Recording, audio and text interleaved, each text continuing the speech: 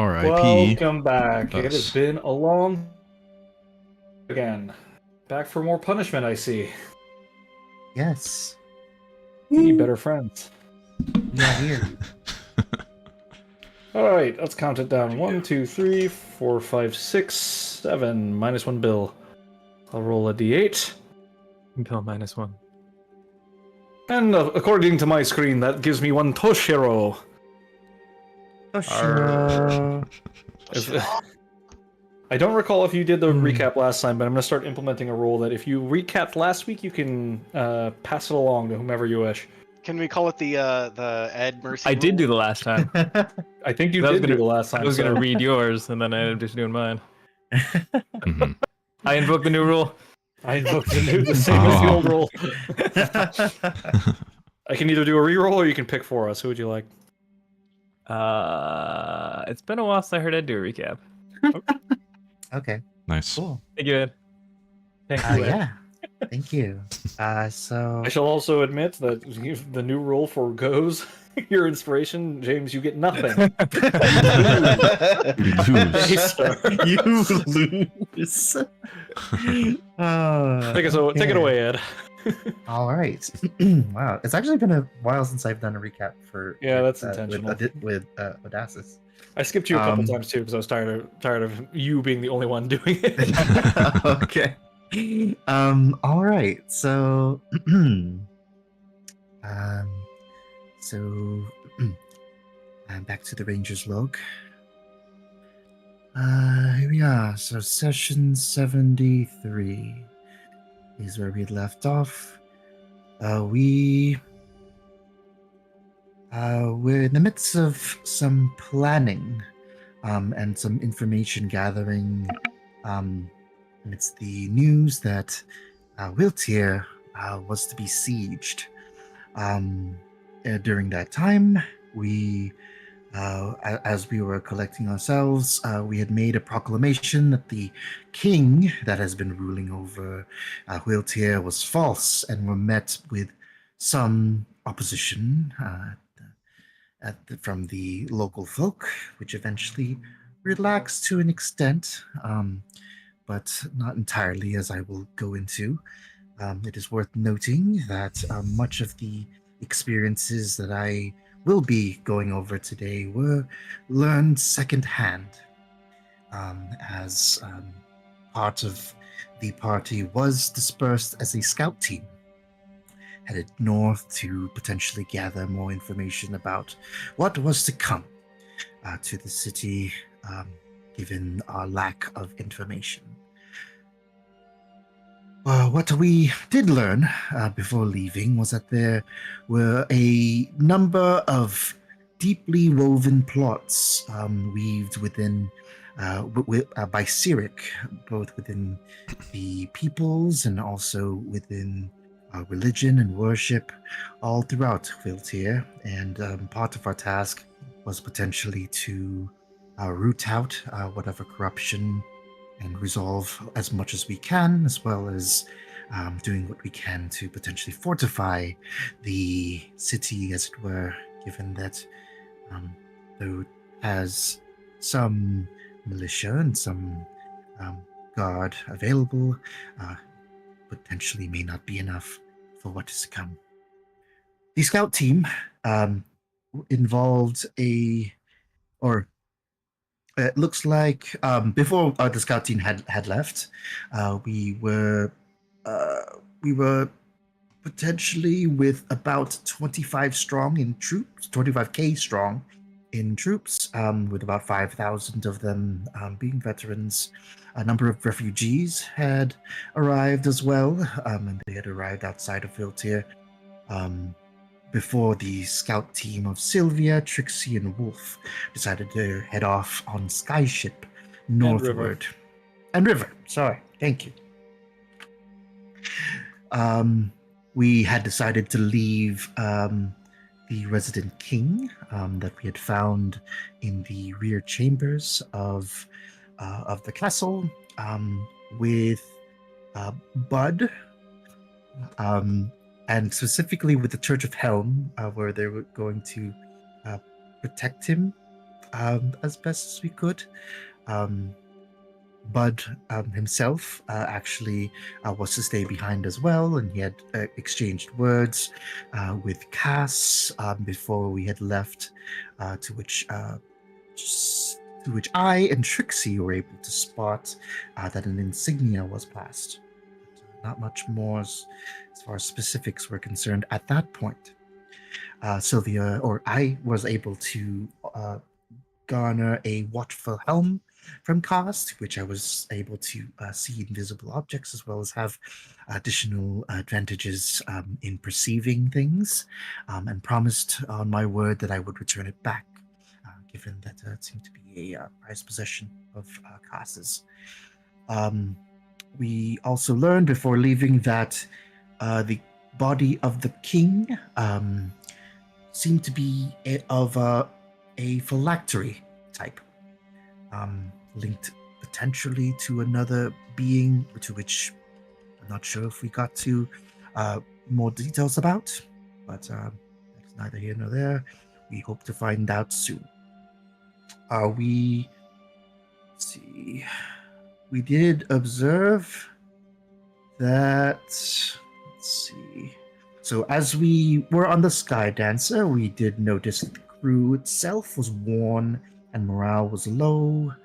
We did meet a very proud and spunky halfling on the way that came with us, named Eleanor Brightswallow. They seemed to be the head soldier, and they had stated to us that there had been something off about the city, potentially magical, that had left the spirits of soldiers somewhat down and kind of off-put. After leaving the city, they seemed to be in higher spirits, and yes, it seemed to be because of the city getting them a little bit more downcast than usual. River had cast the spell Find the Path, to which we took a rainy path through the shaded valley. Wolf himself had told the story of a mutated manticore, which seems to have some sort of relation to his origin, and seems his intentions were supposedly downplayed, but no more was gleaned from it. Much to my disappointment. After about half day's travel over the main road, we did notice some rough terrain, and over the course of that, spotted groups of scouts that were clambering over foliage, moving roughly, potentially trailblazing for peoples behind them. They seemed to have spotted us in the air and had noted our skyship. Much to our chagrin. But it looks like we were still able to gather a little bit more about some of these creatures that were headed towards some of them being four-legged sin-born types, moving with ferocity and unnatural hunger. River and Trixie were able to regale about demons beyond our imagination, more wrong and corrupted in similar ways to Castire. Like the demons, they seem to be numerous and dangerous. And they noted that a prior pilot was a Sinborn by the name of a Petra the Bull, which I had never met, but had again learned of secondhand.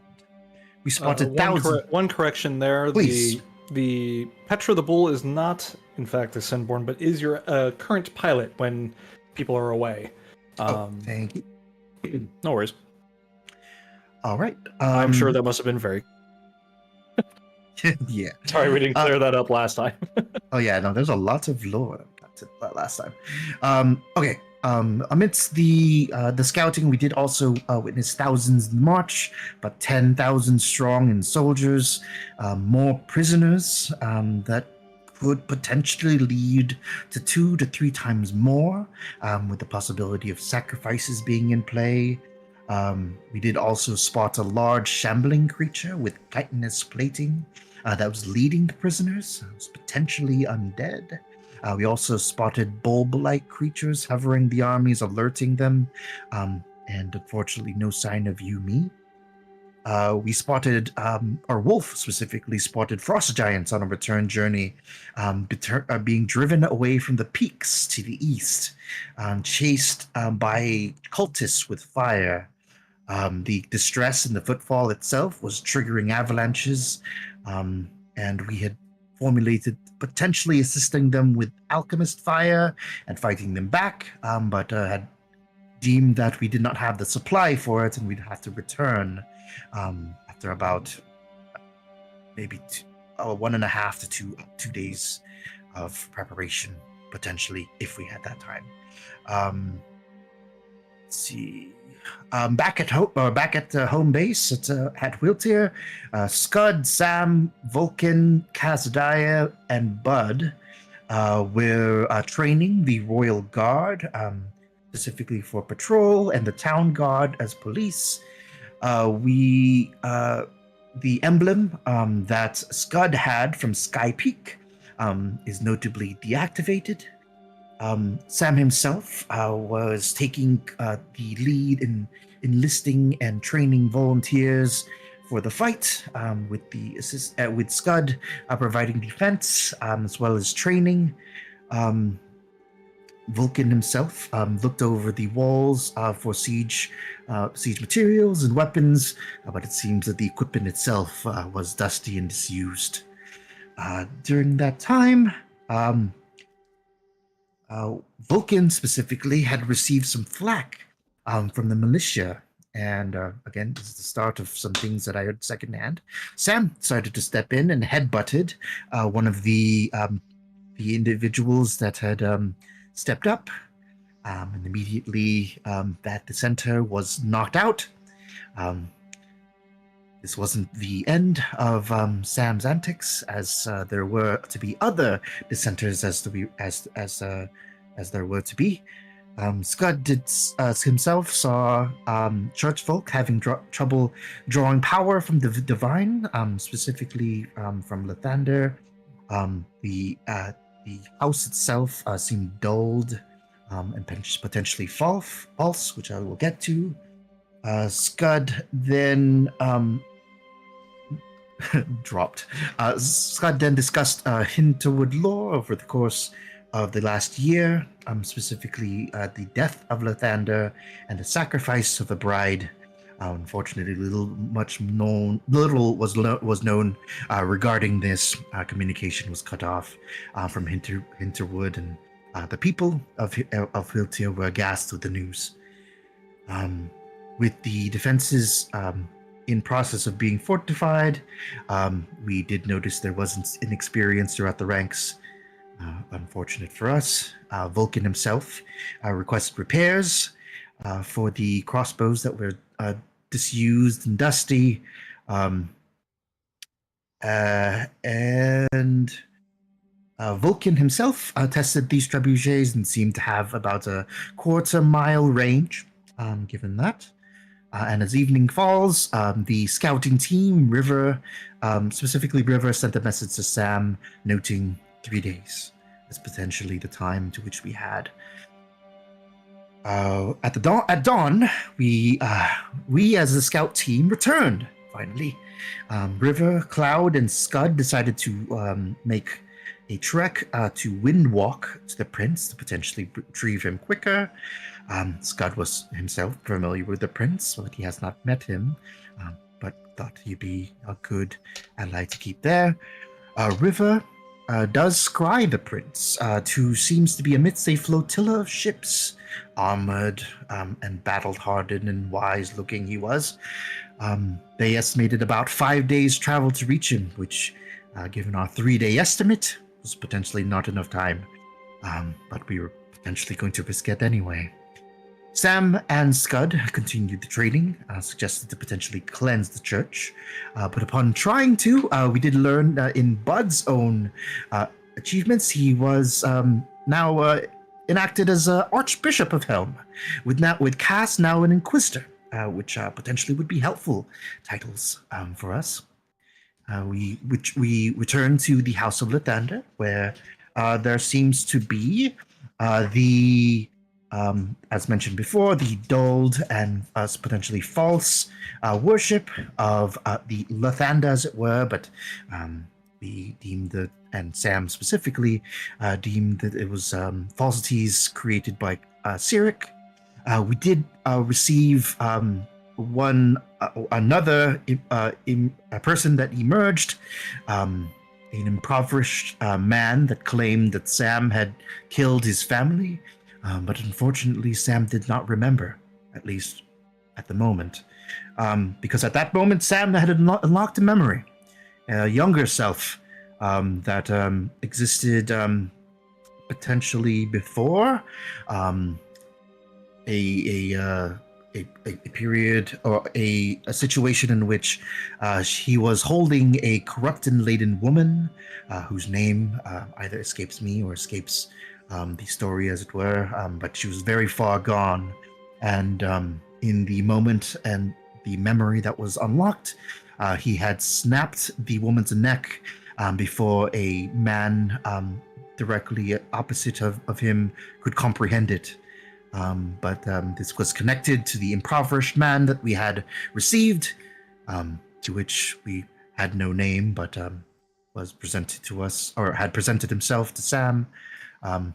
The man himself wanted to have Sam cast himself into the nine hells, and had cast doubt upon everybody here that was in the House of Lathander, because this god has not helped them in decades. And he tried to attack with a crossbow, to which Cass retaliated quickly and launched him with a shoulder check down to unconsciousness and onto the ground. Bud healed him back.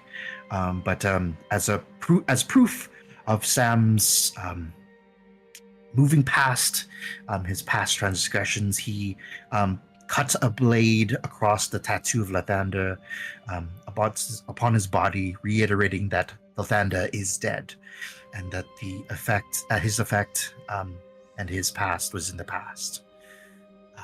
Beyond that, I have no further clarifications. We are in I believe at that preparations. point we deemed it much too late. Yeah. And Lord knows it just keeps going. The siege never seems to stop, and it never seems to come. But yes, correct. Double inspiration as per the Frost Maiden rules for your doing it in character. I love that rule. Excellent notes you got there. Ed. Yeah, Jesus, Thank man. you. I don't even know Yeah, how you awesome. find time to write and pay attention at the same time. Seriously. It's a skill in itself. I just try to absorb as much as I can, and I still fail. And I'm the DM. Well, he does. I wrote this shit. What's that? Say what? I'll May you wanna say that continue to fail all night, please. You want to see that? Say that again, birthday boy. Take your fucking inspiration before I change my mind, you son of a bitch. I was Okay, going to say kiss that you a on the DM mouth. should be allowed to This give guy. negative inspiration that he can use on someone. You're walking a fine Yeah. fucking line. I'm the DM. I can give you a disadvantage for any goddamn reason I want. That's true. I mean, But it's more salt to the wound if it's something that didn't need to be done. Yeah, I just don't want you guys to I think give it's you unfair negative that I hate inspiration on this. you. Today's the day. So with the double inspiration, I can't keep two, so I'll Yeah. pass the other one, right? So, Sam, do you currently have inspiration at this time? I do not. Did we want to keep the rule where you can keep 20 temp HP instead of inspiration? Because that's an alternative that we had in the past. I will say in this case, no, because we do have a situation where it's like multiple days of potential narrative that we still have to go through here. So, Makes sense. Yeah, it'll be wasted. yeah. Yes. Okay. Well, then I will pass it to Mhm. Sam Thank you. for his RP at the end of last session. 'Cause that was impressive. Oh, I feel invigorated. touch me again. So how did New life. You inspire me.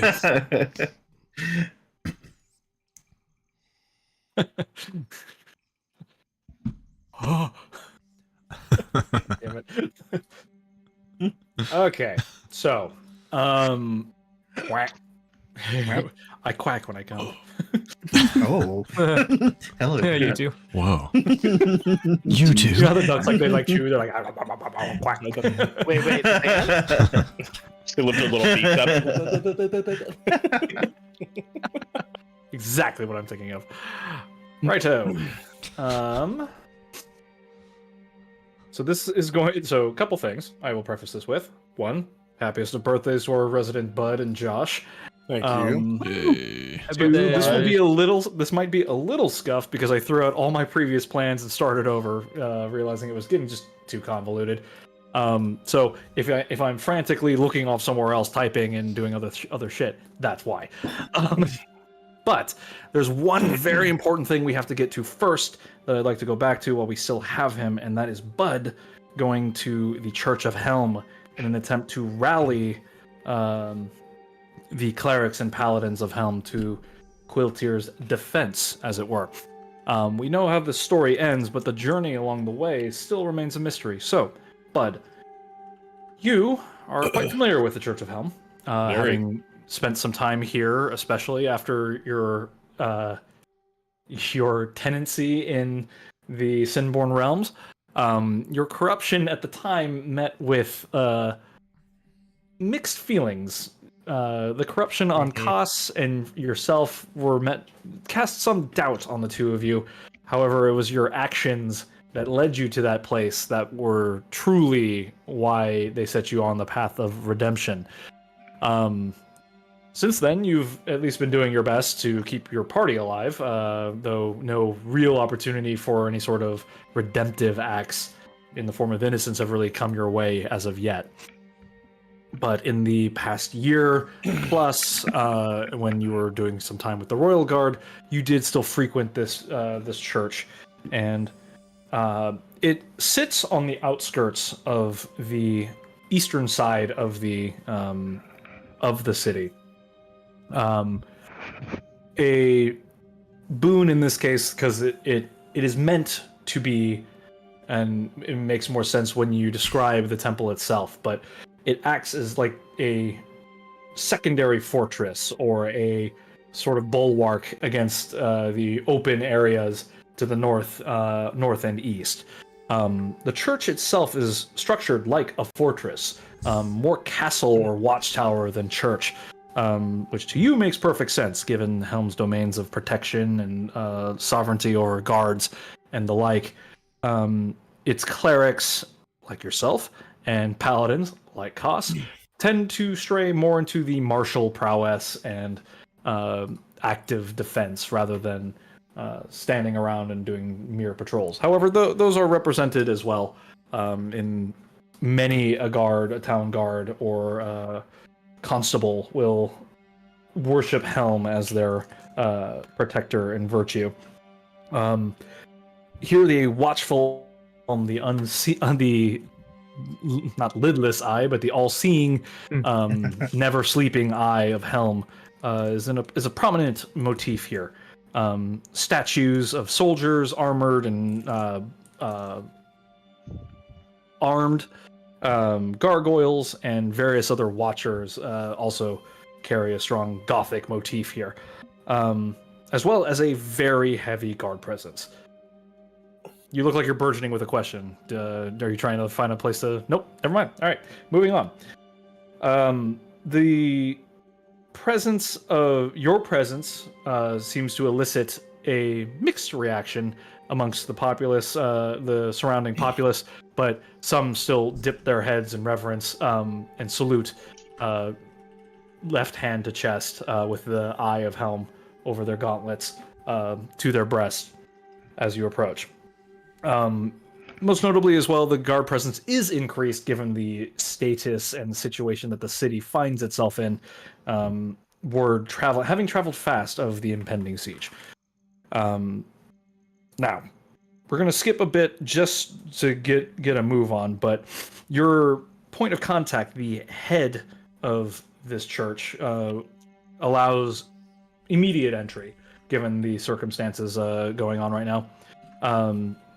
Her title is the Aegis, or High General of Helm's armies in Quiltier.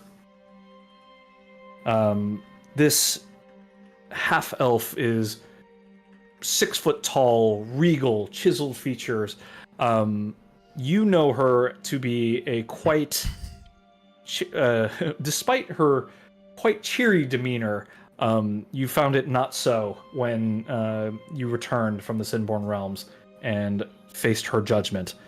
But she has despite her sharp features, she's unassuming and sweet, but her wit and demeanor switches to hardened steel, like a whip crack. So I give the floor to you. As you approach, she's standing at a war table, knuckles pressed into the knotted wood, and she's poring over a map. At this moment, by herself, no other general or commander sits with her, as she seems to ponder something on her own. But she looks up and she says, "Ah, welcome, Bud, or welcome, Bishop Bud, back to the fold." I give her a salute. It's an honor to be back.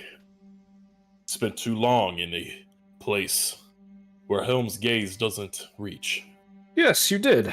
And she goes back to scrolling through her maps. And it is an honor to be here. By rights, you should be dead. I should be. But I'm not. And yet you stand before me once again. How can I help? Well, we're about to face probably the worst thing I could ever imagine. Descending down upon us. Those who sin and wish to profanely corrupt that which Helm oversees. I wish nothing more than to help inspire those people of this wonderful city that I've called home for so long. Will you rally behind me? Or, rather, with me? She stops flipping through papers momentarily to give you a glance. She says, "We rally always against a common threat. You need not ask. However, I worry putting you as a figurehead for such an effort, given your condition." I'm on the path of redemption. Should that not alone be worthy enough? Yes, you are on the path, but we both know that you can stray off a path and into the wilds. Am I wrong? You speak the truth. Of course I do. It's a rhetorical question. So I've always loved you. You and your jokes. But, Oh, if you weren't so rife with corruption. fuck. Played yourself. What could have been? See, Helm blessed me with this, and I hold up my weapon. Penis. I've never shown Ball up. It's got tiny spines all over it. It's just That's one my horn, helm. just- I hold up my warhammer. I cannot stray from the path, nor do I want to. This right here would keep me from it, and cause too much pain to myself and those around me. I have no choice. Indeed. I was a part of the council that blessed that weapon. We did not know what shape it might take, but there it was. We knew it was meant for you. We were loath to have you attempt to stray and cause more pain on others, but we all decided, some more than others, that maybe you were deserving of a chance. You were, at one point or another, one of the best. Which is why we've decided to do something somewhat unorthodox. What is that? We've decided to promote you to the role of Archbishop. Now, what that means is that you'll have the power to, on behalf of the church, report directly to me and speak as though Helm's word was your own. This all coming with the caveat that Koss will also be getting his own promotion within the ranks. And this is where your paths shall stray at long last. You see, you shall inform him that he is to take up the role of Grand Inquisitor for Helm, to root out the corrupt, as Helm shall see fit. Now, I should hardly need to tell you that, should you stray but a little, your death will come at his hands. I would have it no other way. Good, because I believe he would say much the same. So you should tell him of my words. And try not to embellish too much. I will do my best. Now, Yes, I'm sure you will. Aegis, I was hoping you might be able to possibly work with the council. We need... As you know, I've devoted my life to healing and protecting others. And with this, perhaps there is magics or some sort of spell that we can use here within the church. Something that could allow us to do a large healing power to send out from here. Or perhaps even turn all of our mighty gargoyles and statues to come to life to fight in our aid. Do we happen to have anything like this? Such a thing hasn't been done since Sky Peak remained on the ground in times long past. It would take a great font of magical energy, I'm afraid, to animate such a thing. But what you ask for isn't unheard of, such miracle, but... And here her surety pauses as she says, what you ask of me would require the full might of the church. And right now, all said it. I am the Senate. I am the might of the church. I love democracy. I love Oh my god. She says, to devote such resources, I would need to recall our forces from the front lines. Already our clerics and paladins bolster the ranks. I see. You should already know that one Skudsky is already priming them for some of them for defense. They bring good word of his work. He is doing Helm's work. Yes. Well, perhaps. Is this Archbishop title? Is this effective immediately? It was effective a week ago when I heard you were returning. Ah, well. You didn't Would I know? report in. Would I know if there's like a holy of holies here? Like the easiest place where like typically clerics would, maybe offer prayers up. Likely never hearing anything from Helm ever, but that where maybe I would have the chance of going to like a holy of holies to actually speak to Helm first time ever. Or to feel his presence. Roll a religion check for me. Yeah, you got that. Very good. Now, this will be something that I might as well just go over now. There will be a few extra mechanics given to this siege. The first, each of you will be granted a special form of inspiration to be used only once, and you only get it back once everyone has used theirs.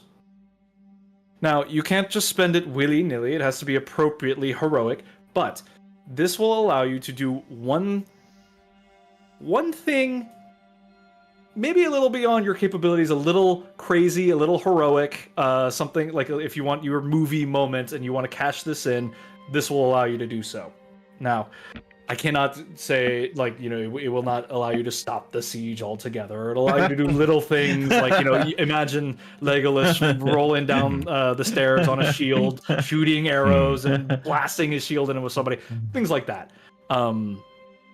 If you wish to cash it in for a mechanical benefit, like for, to try to channel divinity or, speak to your god, what is it called? What is it? It's the cleric thing. It's the Divine intervention? Divine intervention. Divine intervention. If you want to spend that token, I'll allow you to have advantage on your roll. You can roll twice instead of Oh. once. Okay. Or Okay. if you can sell me and spend that point, maybe it'll just be a different range. Maybe you won't have to roll exactly the amount. We'll see. But everyone will have it. Once you spend it, you don't get it back until everyone's heroic points are depleted. The other mechanic I will talk about is the allies and things you've been gathering throughout this process are going to be, I don't have physical cards for them, but they're like units you can cash in during this battle. They'll each do different things, but as you find yourselves going throughout the siege, you can say, I want to cash in those acolytes of Scud that he's been training. And because he's been training them in defense, they'll do something defensive in nature, but you can use them to aid you going forward. As the siege, because I'm already on it, on a roll, I'm just going to keep going. As the siege progresses, like, it is mostly just going to kind of progress on its own. I'm not going to just throw hordes and hordes and hordes of tokens at you as for you to cut down at will. We will go through some of that, but the kind of your goal in the siege is going to be more strike team-esque, doing specific things on the battlefield, trying to tip the tides in your favor for good or ill. So that's more how we're going to run this siege than the scrapped plan I had before. Any questions? All I right. threw a lot at you right there. So, and this could be a colossal failure, but we're going to experiment anyway and have some fun with it. Are we gonna have like some sort of like initiative order as to like how everything's gonna be set, or is it? There gonna will be be some out? initiative, but this will also be in the beginning will be pretty heavily narrative based. So we still have some things to get through, but I wanted to throw that point out there because I know he's got inspiration, but this seemed like one of those heroic moments that I think, we could do.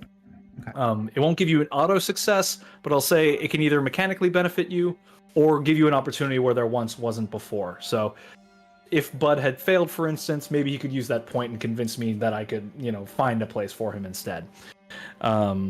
But it's just something to tip things a little bit in your favor and be something a little flavorful and cool for you all to play around with at your leisure.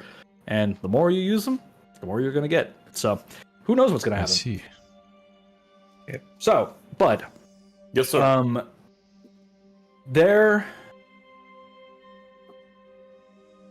You tell me, what sets you on the path to Helm to begin with? From the very And furthermore, is there a place like holiest of holies could be something? There's no like Mount Sinai of Helm sort of thing. There is no and the Aegis was given the 15th, the 10 commandments, like none of that. 10 protections. Helm is a more pragmatic deity than others, so his temple would likely be his most holy place.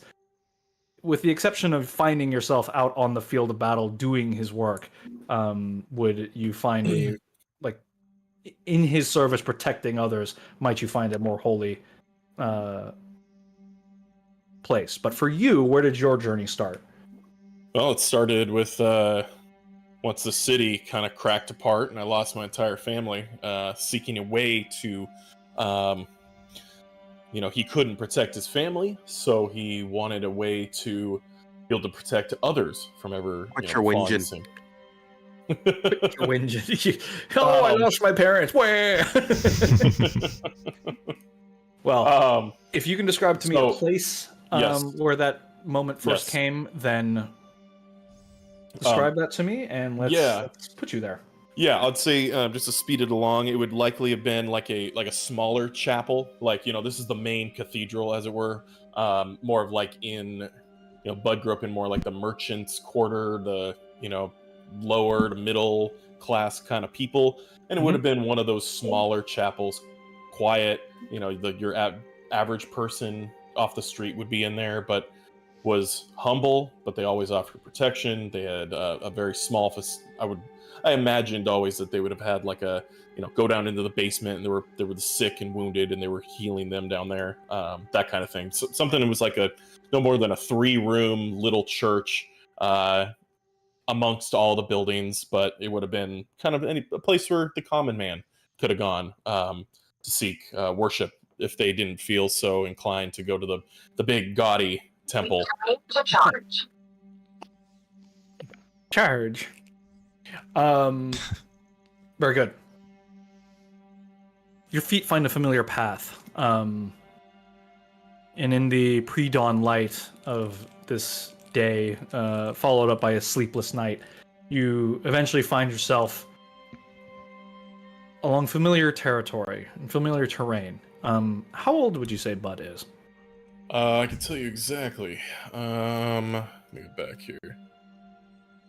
At roughly 2 years for that age. Yeah, 36. 36. These streets are well worn, and your feet remember them well. Do you wear boots? I do not. I wear no shoes.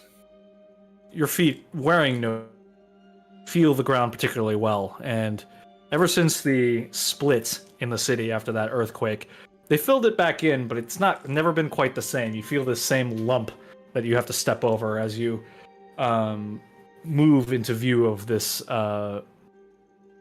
once holy place. The earthquake that shattered the city and sent it into a reeling and sudden rebuild. For those, and this is a detail I just remembered. For those of you who had been here previously, or if you recall the first party when we came here, a lot of the places were sort of redone and rebuilt on top of. There was like a secondary.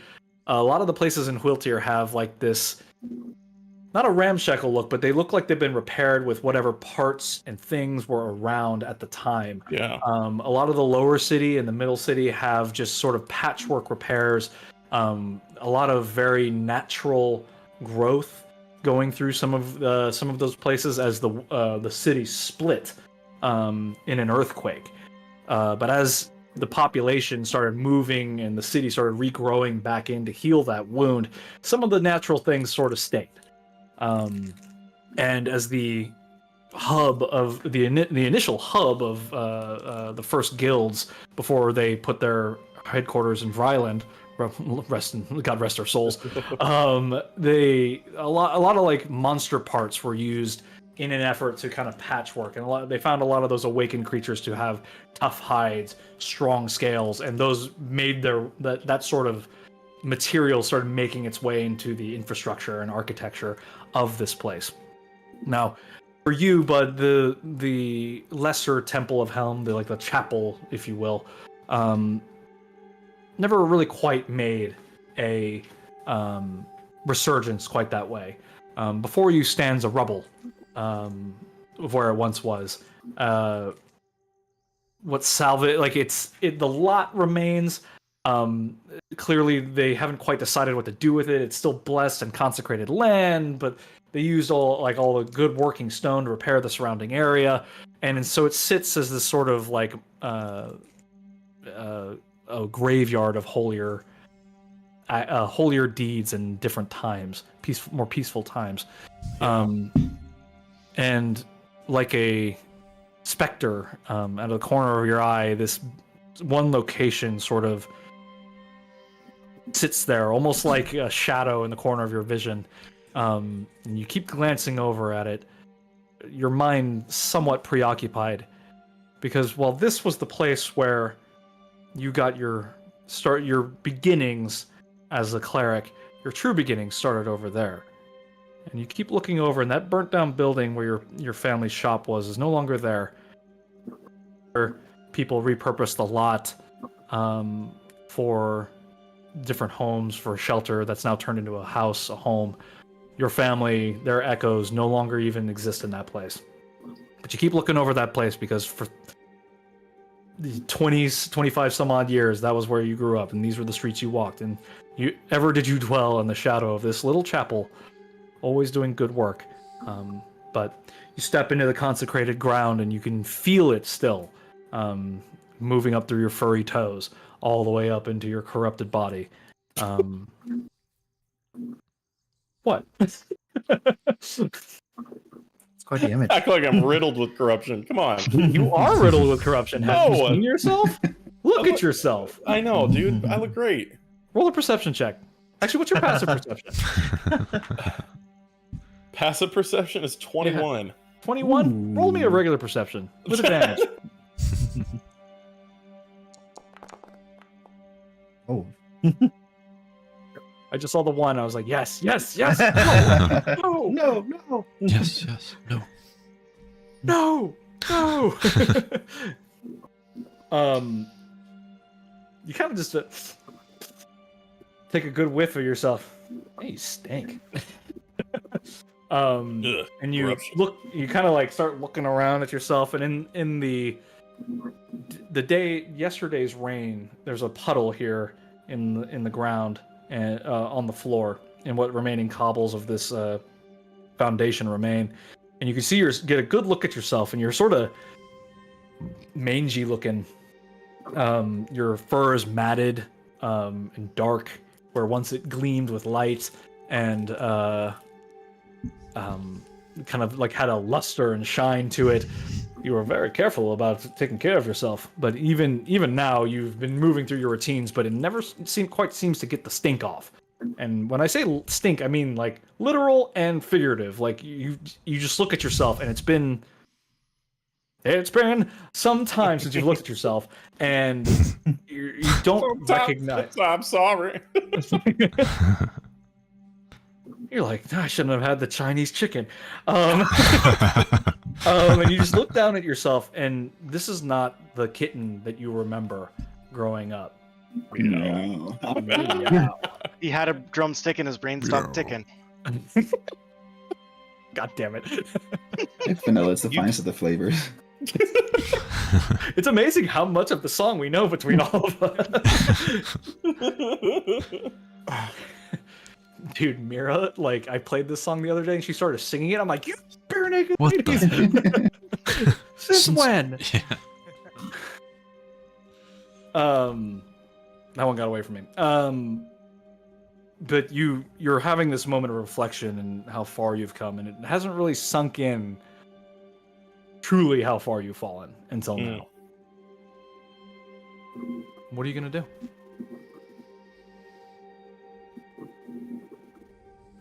I'm gonna step inside the church. You're inside the church. I already did. Oh, okay. I stepped in Sorry. for you.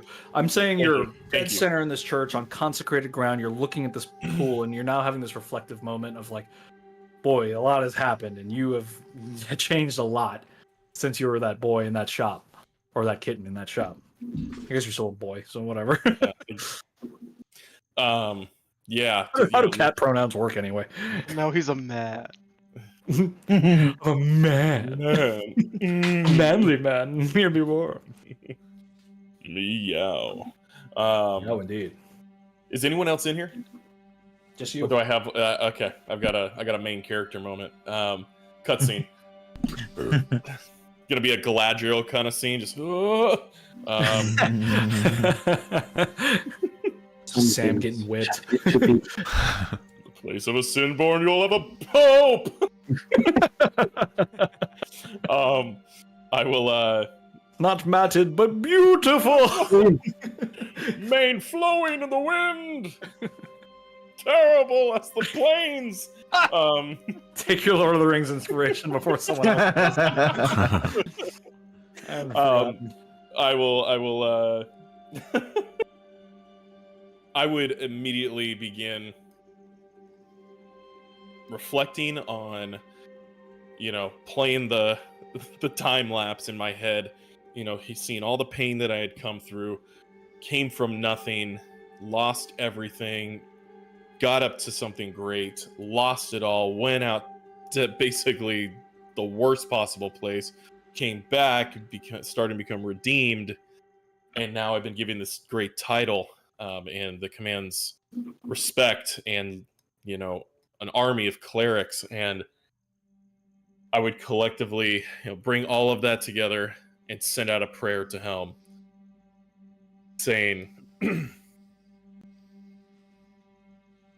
I never thought I would make it this far. I never deserved it. and I know that you would agree. I wish only to serve, and to be of service. To help the people of this wonderful city, and to push back the tides that are laying upon us. Helm, I ask nothing of you, nothing in the past, until this moment. I ask that you would give me the strength and the healing might to keep not only my friends alive, but to protect this great city in your name. And I ask, but for only wisdom to make that right choice.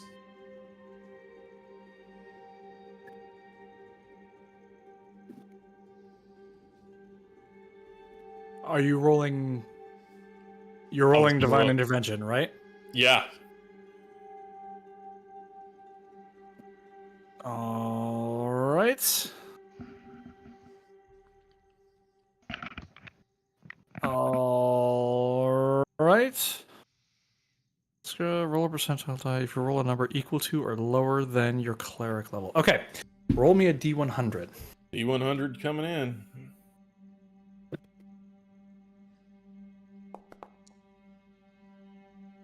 Okay. As you sit here in this reflective moment, part of you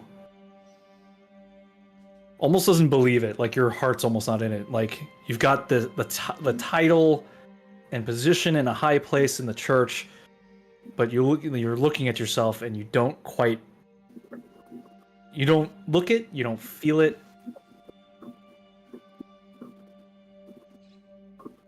And Helm remains quiet for the moment. I'd like to use my inspiration on that, if that's allowed. Yeah, fuck it, sure. Why not? I love it. I mean, why would I give my inspiration God. out if you can't use it? It was a 90. Oh. I don't even know what the points It's matter on this or what it's even getting me for, but We're at level 13. I think you're one off, literally. You're one off. Actually, yeah, you are one away. If you're wait, hang on. If you roll a number equal to or lower than your cleric level, and you also have paladin levels, right? So Oh, yeah. We level up, right? Oh, no. Yeah.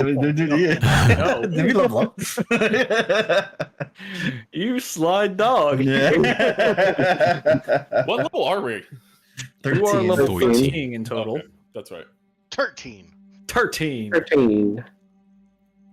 Um, 13. Dirt. Dirt. you can feel more than see around, or well, you can see just as much as you feel. You can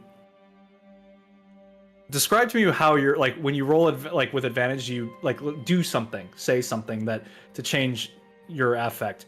What are you doing when you roll? It's that, more like inspiration? it's kind of like if I'm imagining looking over this pool, like I could put my hands on either side of this thing, and I kind of not in a term of like frustration, but kind of just like, no, I've come so far. I am worthy. I'm worthy of his protection, and I am a good man. And I kind of hit my hand against it a little bit. Kind of like in the direction of like hyping myself up, like, no, don't have doubts, like you are good. And as you scatter the water with your fist, you can see a pulse move out through the ground. Like something's responding to you in this place. And there's just like a little thrum that runs through. Okay. And you can see the divinity move past you. And that reassures you because that one thing has never changed. Despite your corruption, Helm still answers your call. And his divinity and his divine magic still flows through you. You look back into the pool and you see yourself not as you were, not as you are, but how you see yourself to be. Describe it to me, and you can spend that heroic point. And depending on what you do, something will happen. We'll see. You're just saying like visually what I imagine? Yeah, what do you see Bud in his like Holiest form. ascended form or whatever? Ooh. What do you see that to Exalted be? bud. I'm imagining armor wise it would be like the equivalent of like half plate, right? So it's not like plated, not like no armor from his knee down, or from his elbows down, but like a glorious plate with the symbol of Helm. On his right hand, his more dominant hand, he would have a very beautiful gauntlet that is, would be like a blessed, like the right hand of Helm. It's got the eye on it, warhammer in one hand, shield in the other, and almost looks like a faint halo above his head, like he's been like anointed, blessed. No wings or anything like that, but just kind of overseen, and weapon in one hand, but in the other he's got clear signs of healing magic flowing from him, and kind of holding that hand outward, to a unseen source. Very good. Spend that heroic point. As you look and see yourself in that form, in that pool, you draw your hands back and I know you wear the gauntlets of ogre power. Do you already did you mark yourself with the sign of Helm on your gauntlets, or was that a thing you would have done? Or that's what I would have done that. Yeah, I've always had it on my shield. But okay, no, that's better. Okay. If it's on your shield, then as you lift your hand back out, there where once there may not have been, there is now a beautifully etched eye in a single fist upon your gauntleted hand. It glows with power and authority, but you don't know what it does. Feel like you could call on it at some point, but you don't know for what or when is the right time to do it. Okay. Sir. As you inspect in awe at what has happened, you stand and you can feel it. Something has changed in this place, though you're not sure what, but you can feel Helm's eye on this chapel, this ruined place. Fixed on Wiltier. We cannot repel Sauron's armies. But he has taken notice of this place, and you have remembered this place in your long childhood. And as you step out from the ruins of this chapel, you think that maybe something of your childhood may yet be saved in this place. But you have more pressing matters. As you recall, you were sent to rally the forces of Helm, and Stamaville had plans at the Church of Lathander. But you do make your way to speed ahead, back through some stuff that we did previously. You reach Kos, who you have news for. Everyone else saw the two of you speaking, but not what was actually said. I think I forgot. No, what's he doing currently? This is pre-scouting trip, so the scouts are just now preparing to leave. Wolf, Trixie, Sylvia, and River are about to take flight. Meanwhile, everyone else is preparing to remain aground and do what is necessary to. And Scud stayed. Wait, no, Scud stayed with Samaville, Kos, and everybody else not on the scouting team. Everyone else is getting ready to. Back. Yeah, so pre-scouting trip. Yeah. But everyone's on the airship, just sort of like gathering their things, preparing for the scouts to leave. You see Kos, he's handing Sylvia his helmet. And you haven't really seen him with his helmet off Been a while. Since the Sinborn realm. He's kept it on pretty much the entire time. in seeing him, you start to see a little bit of, or a lot of it of that corruption that was in you, in him. His manifests as like these fiery, angry eyes that, if anything, make him more intimidating than he was before. But where once he was just a paladin with an anger issue, now he really truly is embodying this fear and shape of dread, I guess is the best way I could say it. And he's horrible to look, terrifying to look on. But not for me. Yeah, but you still see that little asshole Oh, I do. that you fought on the front lines with. So as you approach him, he's like just running his hand through his like musk and oily hair. He's also sort of just looking unclean, generally, to in a similar way to you. And he looks you up and down. I haven't gotten a good look at you in a while. You look like shit. Well, I felt like shit up until a few minutes ago. Koss, do you have a minute? Alone? Are you going to hit on me now? I know we were like brothers, but I think we're closer than that. I don't actually want to At last. do anything. I don't see you that way.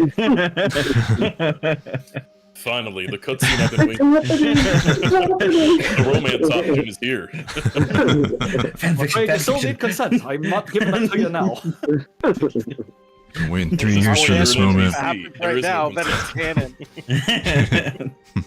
If we ever get a Tumblr and fan art and all that stuff, maybe. But today, Weekend Craig, hoya! Erotic Odasses fanfiction. Yeah. Can't wait. order a ship quick. Inspiration of the first person who comes up with the best ship name for Koss and Bud. Bud diet. Bass. Bass. Just pass. Ross, you get it. Oh, let's go. Let's go. Fucking dumb. Maybe when we're all done with this battle, I'll indulge you. But for now, we have pressing matters that are life-changing. It could also be Buddy Cop. I assure you, Bud, that's not something I'll be cashing in, but fine. It's amazing how you can hear one thing and then spit out something completely different out of your mouth. Did they give me anything that like a badge or a symbol or some kind of like A laminated library card. I can give you a stupid hat if you want. I mean, like, just to say, like, so Did you want people one? identify? Well, An yeah, I think, Oktoberfest hat. you know, less than like the wizard A hat. lumpy gray felt hat. I just want a Nutella covered sweatshirt from as the Archbishop. Yeah. What? That's an inside joke. It was outside. It was horrible. Well, Oh. yeah. Oh,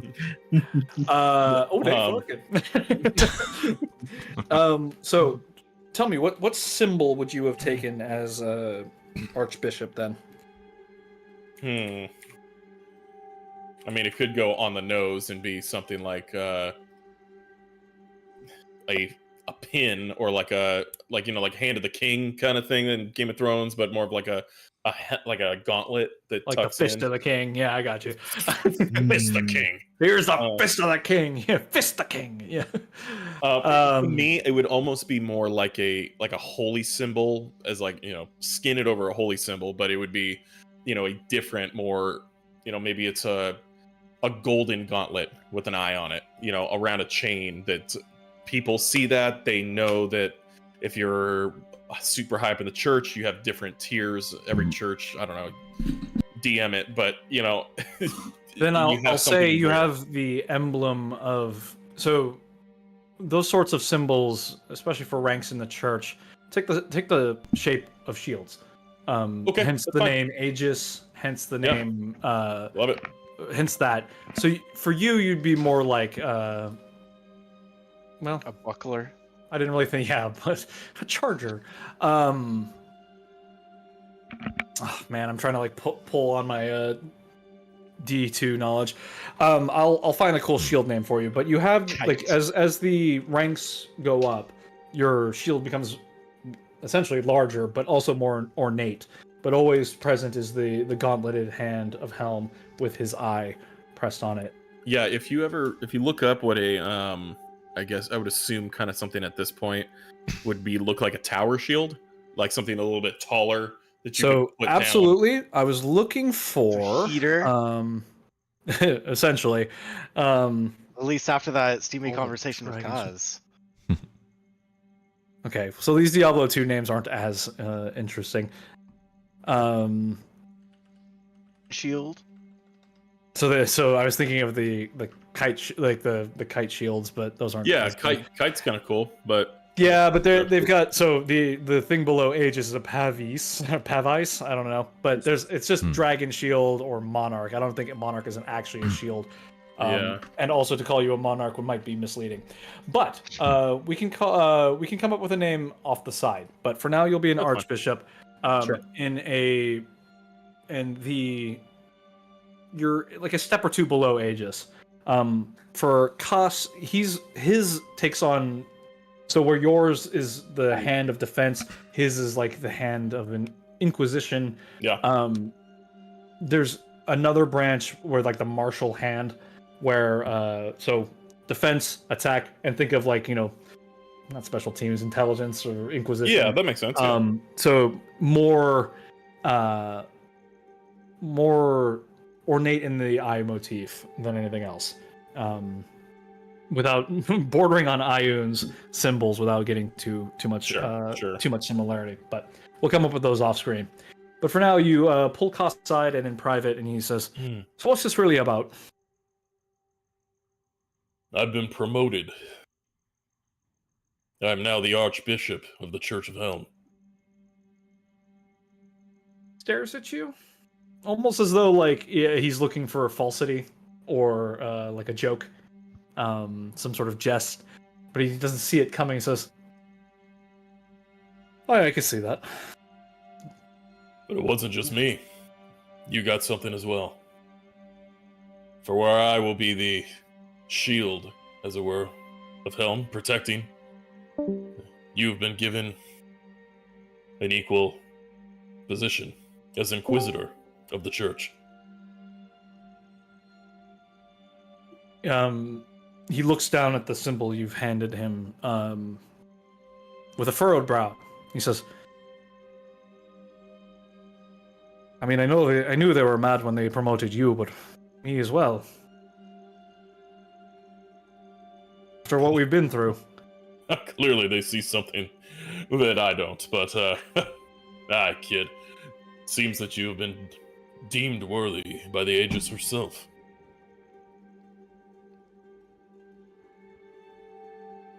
You can say thank you. Not to her. I'm just Bud.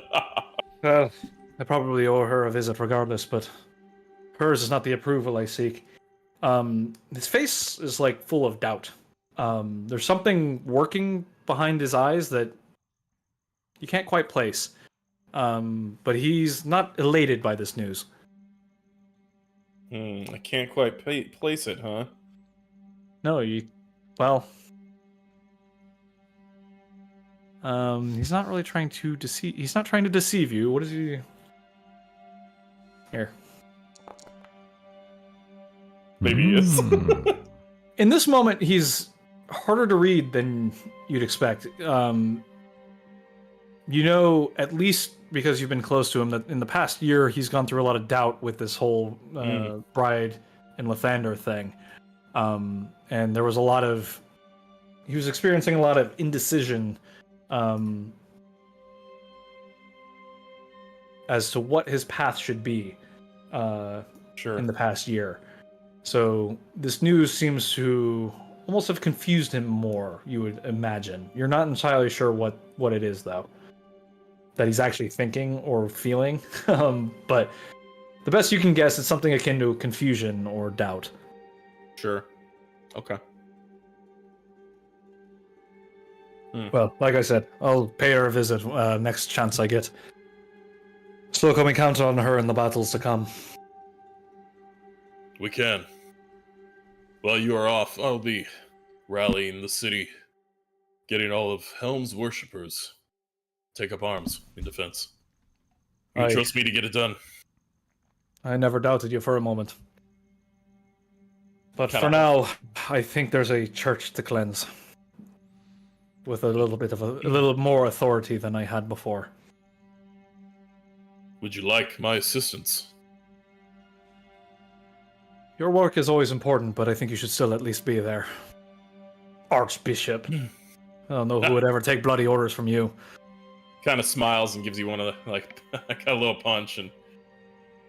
Well, watch out for that Samaville. Make sure he's safe. We'll see you there. Just be careful. I always am. No, you're And not. he says it with a smile and a wink and holds out his hand for a good. Got you, Bill. Now, speaking of Samaville, it's high time we Kissed. kissed. This is the episode. I fucked Bud, and I'm going to kiss Sam. Oh man, What a slut. Yeah. It's all going down. This- Guess That right, was Ben. quick. Guess right, Ben. Goodness. There's nothing gayer than a bunch of straight men in one room.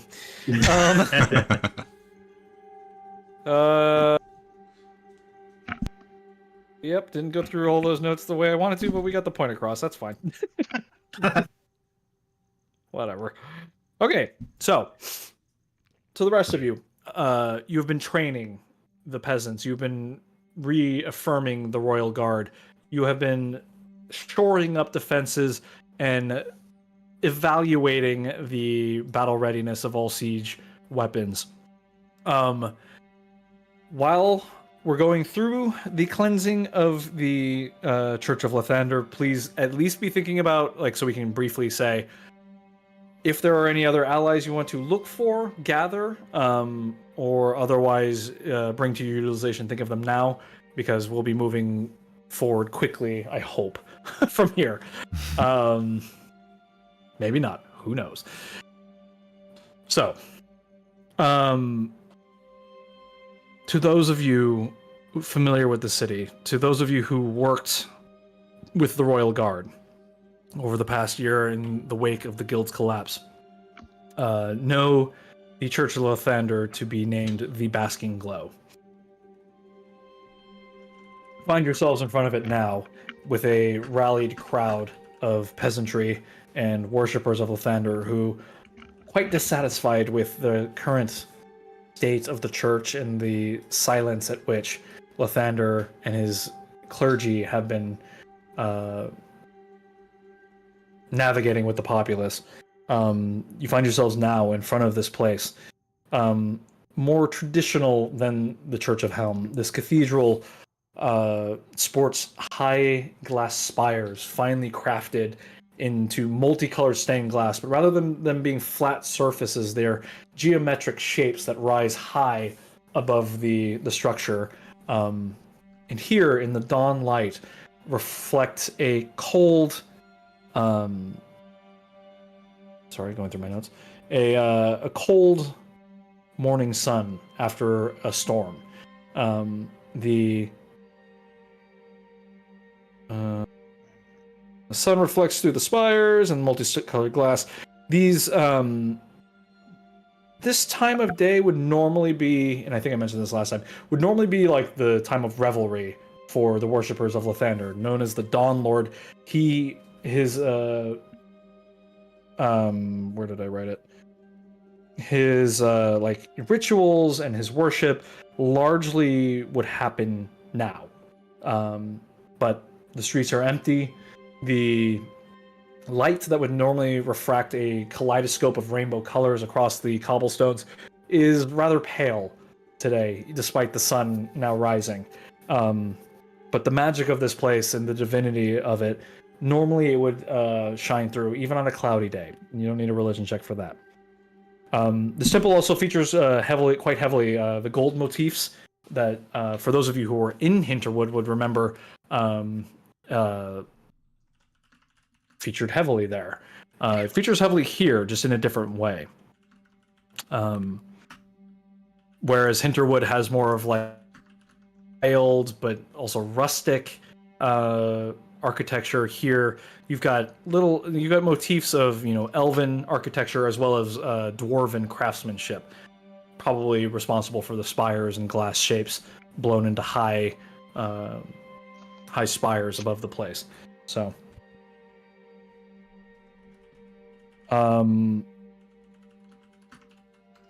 any other details would require a religion check.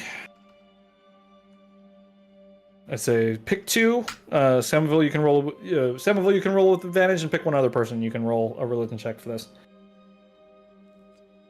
This wouldn't include blood or costs. Costs could be included in this, yes. But Koss is not particularly good at religion, so if anybody else wants to try, then... Bud good at religion? Because if he is, I would pick Bud. I'm very high in religion. I think also Scud is, right? Yes. Why don't you... everybody roll. Bud, Scud... pretty high. Bud, I would say Scud, very... Sam... Almost as high as Sam. Okay. I'll just roll for posterity since I'm here. Woo. Yes, perfect. Womp. Well, I'm here. Hi, dude. Koss is like, they only worship one god and this other goddess that is now corrupted. Oh, shit. I don't know anything about the Morning Lord or the Dawn Lord, even though I carry his spear. So, for you, Samoville, in the wake of your recollected memories, or fragmented, but you're having like this deja vu moment where things seem a little clearer, but they're starting to taper off. Right? You've had just this burst of remembrance, and now you're just catching and chasing those feelings of recollection. But you have been in the city before, and you have served in this place. And you have been here before. You recall, even back then in worship and supplication to Lathander, the spires were meant for you to have to stare and squint into the dawn and see his light. To cast your eyes downward is not a weakness nor a sin. It is just in recognition of his light, essentially, and his power that you have to respect and pay reverence to. For you, as you cast your gaze somewhat familiarly onto these spires, their glow is so weak, but shine they still do. They seem to almost darken with a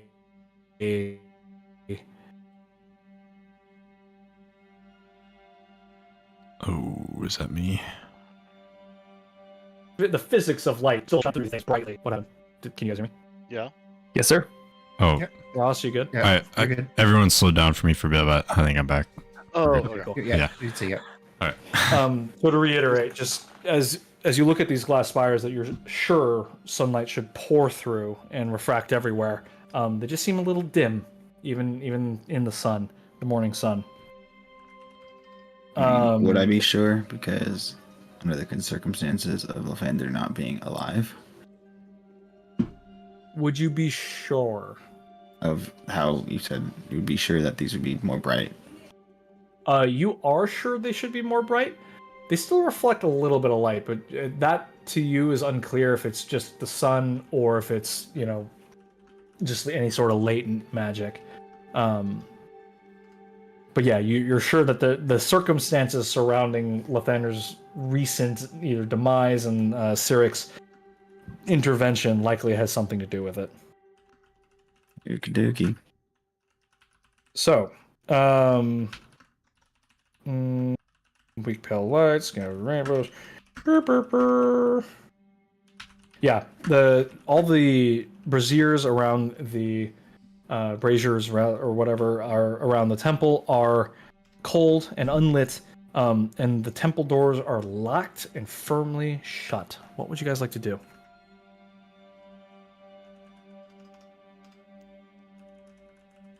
Who's there with me right now? You have Scud, Koss, Bud, and a mob of peasants with you. But they're Am I pitchforks. missing? Oh, you also have Vulcan. I should there. be. Yeah, You I were should be also there. Yes. He's This is back. post speech, right? This is post speech, correct? Post-speech. Vulcan, if you'd like to roll a religion as well, I forgot you were there. I'm sorry. Oh no, I have a 0. Didn't bother. You could Well, try. You could know more.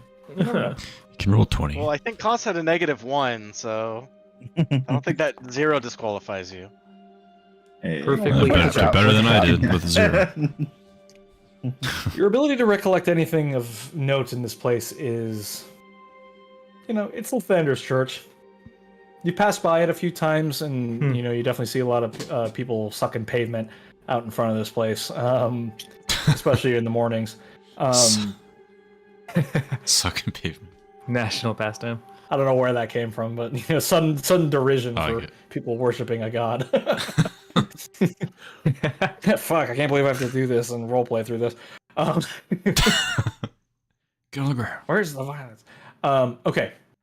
So yeah, no additional details for you, but you know more than Koss and a little more than Scud. So in this moment, but you generally all have a vague understanding of what Lathander's about and his purpose here. So All right. Well, Vulcan was a previous companion of mine, according to backstory. Along with Thule, but he's Sim 1 boy now. Indeed. So I'll go to Vulcan. What say you break down these doors?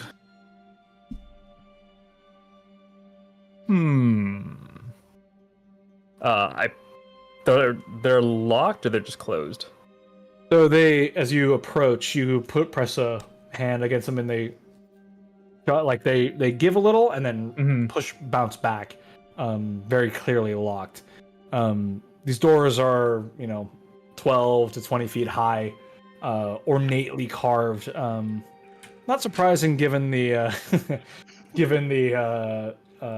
amount of timber around this space, but the tree that they must have carved this from must have been huge. To grant such a thing. Roll Vulcan me an presses investigation hard check there. with your eyes of minute Oh. seeing. Yes, I'll do that first. No, I don't remember my speech because it was some time ago. But I believe I said something about giving them time to surrender and join our forces. Did I say something like that? Sounds right. You weren't I there. think it was like, yeah, like either join us or Oh, yeah. die.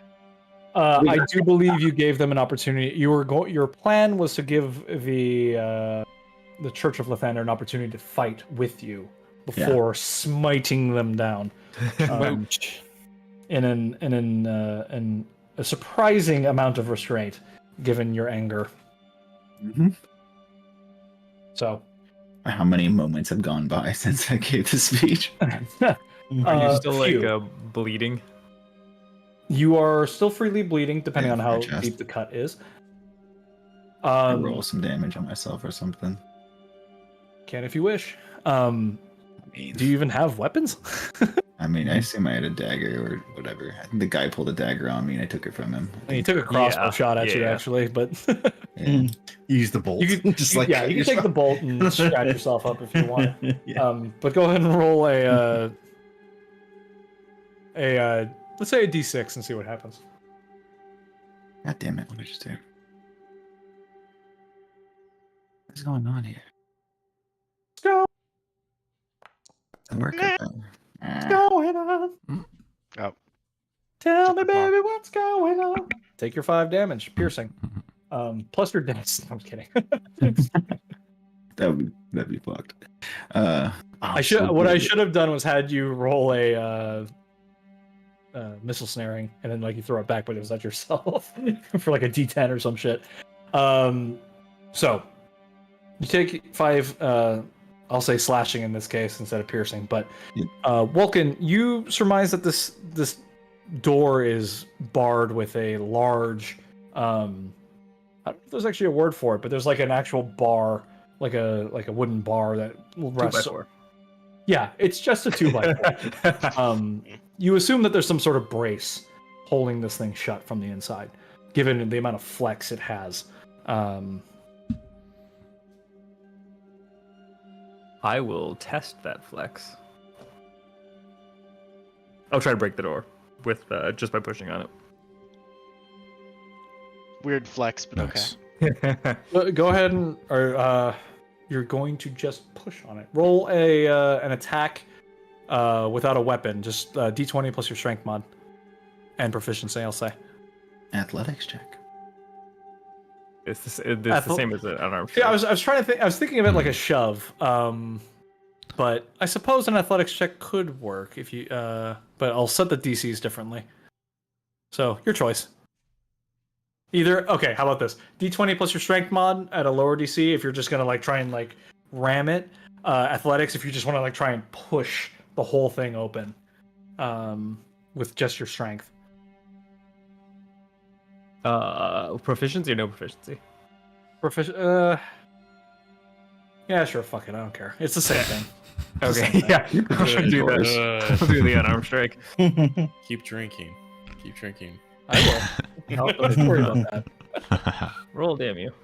I gotta be up at 6:30, but we're gonna fucking do it anyway. I'm here all night. God bless. I'm here. Baby's Oh, already are you asleep. now? Let's The go. baby's already asleep. Until Not for fucking long. wakes up. Hours. Just roll a d20. Just roll a d20. Roll d20 to see if Ruby wakes up. Oh no. Oh God! Wow. Don't. Oh, Oh, no. Josh is like, no. 14. James wants to use his special inspiration now. The Aragorn Yeah. shoved the Yeah, I door was gonna open. say the same thing. Well, he had a hard time shoving that door open. You could tell he was tired and exhausted, and there wasn't a brace on the door. So, if we're gonna throw around, He was no long-range hero. terms, you could be though, if you wanted to use your heroic inspiration. However, you press your shoulder against and give it a mighty shove, and it bounces you back. You put two hands on it, and you start shoving some more, and it does not move. Try pulling. Damn. Awful. Use your hammer, damn it.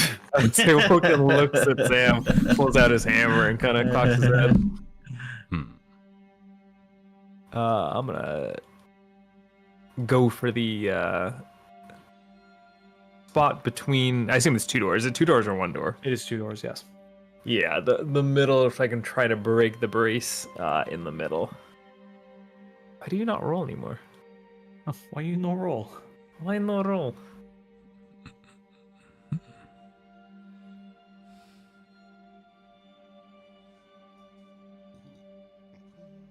Oh, Did it actually do anything? nope, it just Nope. I posting. see Rogue. No, it's Rogue just Mall. posting. It's This just is yeah, not it's just a happening. Yeah. description. Please refresh. Hidden display in VTT. Are you hitting the roll button? Oh, I'm hitting the roll. I think it can cast Cloud Kill. That's Doesn't cool. normally- It doesn't have. Alright, I'm about to roll a d20 if it doesn't go through. Or you could try. Hmm. Have you updated Chrome lately? Shit. That's some I tech support should. shit. That is a 17. Even with the We're here for. 17, you can feel the outer wood crack on the door. You've like just smash into this like ornate depiction of some moment in Lathander's history, but the door does not budge. All right, can I give it It a is kick? a hardy door. You can certainly try, but the DC is only going up as like you can feel as you hit it. Wilkin, you can feel the door shift as though it's like Oh, it's settling rolling, somewhat. right. What was that? It's not rolling for me either. What would that be? A bug. Don't make me divine intervention this door open. I'm out here God. doing things now. The power of God. Zap. Oh, 8 plus 10. The 18. power of Christ compels you. Absolutely. I'm rolling Let's fine. see. whoa. I can't wait to ascend again when I take over DM and I become Bud Christ. Oh shit. Oh boy. Okay. Buddy Christ. Buddy Oh no. Buds Christ. That is the best. I will become Messiah of Odasses. Does that make Cos Jude Cos? Oh, shit. The names right themselves. I'll kill you. My mom has one of those. Are you serious? Yeah, you can The only get Jesus? it with the special edition version. Yeah, that Buddy Christ. You can only get it with the special edition version of Dogma, and my mom has that and has that Buddy God. Christ. That's fucking Yeah. Oh, adorable. that's sick. Cool. What is your roll? You rolled an 8 plus what now?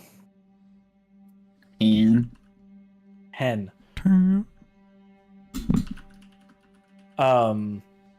Bring up the wolf's head. Yeah, you feel something. You feel one of the doors just sort of like drop, and it plants itself into the ground. And as you push now, it doesn't move at all. can I use my inspiration? I mean, sure, yeah, you can.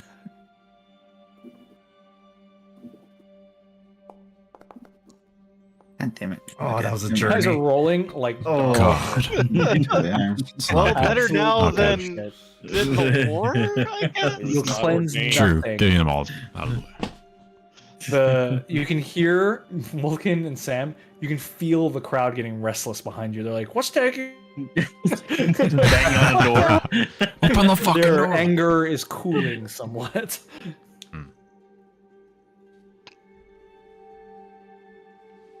Well, I guess let's go home. Oh, fuck. It is impossible. All I know how to do is break things. It's not break, What else can we do? You could use one of your heroic inspiration to try. I and will not. succeed.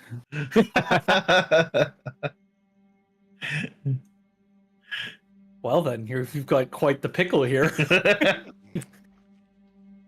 What if I rage and try to attack again? You could try. The DC is not very high. DC can suck a dick. I assure you, this DC could make you suck a dick. Ooh. Boy, are you gonna look foolish? Submit suckers. When he said Can it was a super Can I sour. switch to the athletics check that you were allowing before and gain my advantage because I'm raging now? I'll allow it. Advantage. Just for transparency, you're beating a DC Ooh. 30 at this point. God damn it, dude. I have a 27. Close. Damn. Nope. Guidance, son of a bitch. The rest of us are still on the inside. What? Where are the rest of us at? You guys are on your scouting mission. This is going on at the same time. Oh yeah. Nobody. I don't have guidance, so I can't Guidance, help you. bud. It's also retroactive, so you're gonna have to try again. He's listening to his phone. Sorry, Mariah sent me something. Sorry. Say that again. Hey, my roller. You can feel the crowd's anger start shifting. Come on, break down the door! You, you say you're gonna cleanse this place. Do it! Come on! That guy outside seems real giggly. As your rage fades, because you've technically not made an attack, you're standing there in front of a door that refuses to yield. At this point, I would say any attempt to push it open or break it open will probably fail at this point. Time for something else.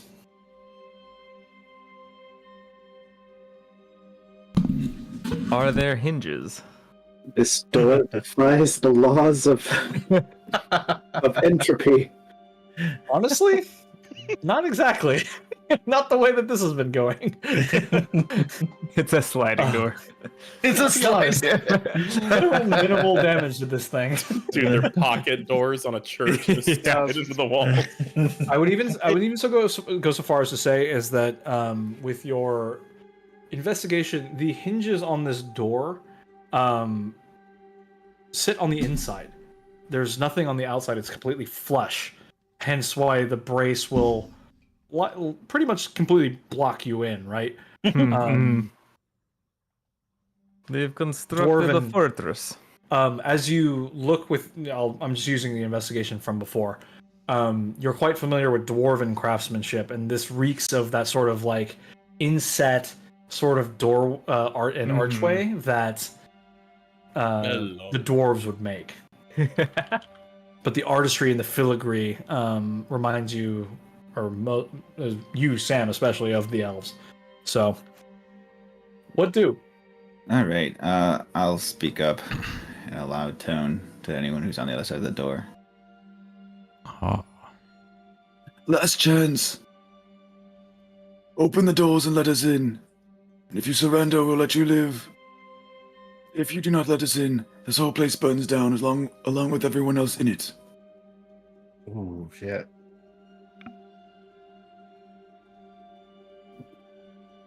Why would they spell Johnny that way? What the hell? John A. Johnny. Johnny. Hey, Johnny. John A. Force Gump Johnny, version. me. I really hurt Johnny. Roll an intimidation check. I do. I use thaumaturgy for this, dude. Okay. Okay. Go ahead and roll an intimidation check.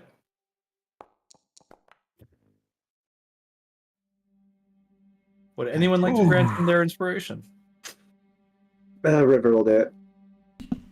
Ooh. Inspiration. It's a I imagine you Come can't grant on, other people are Sammy. legendary.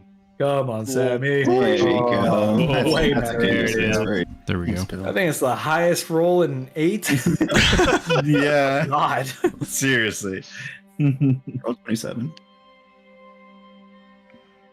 With that roll, and the addition of thaumaturgy, you hear your voice rattle the glass above you, and echo within a chamber with a large chamber within.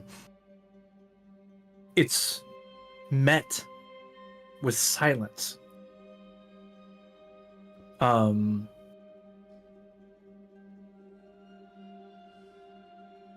Bud hears it first.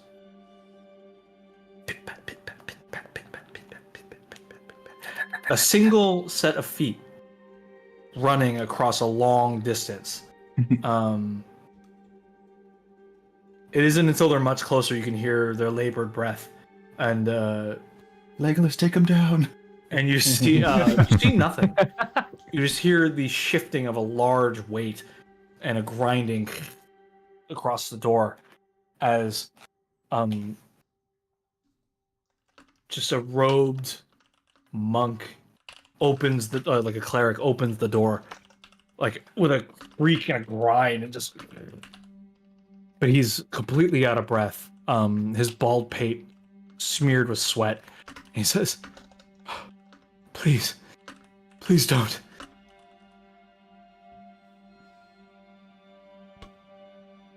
Do I recognize him? Disadvantage. Probably not.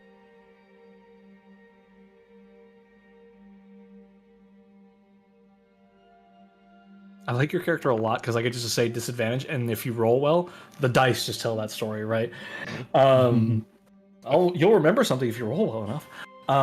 You've never seen this figure in your life, and despite his age, there's a history teacher I'm thinking of. He, as far as you can think of, he's in his 20s, but prematurely bald. And he has this pallor of almost like a sickly gray. He looks nothing like the Lathander paladins you've seen. To you, he looks like a normal person, but he looks wan, like just very. He's stretched very thin, and he looks exhausted.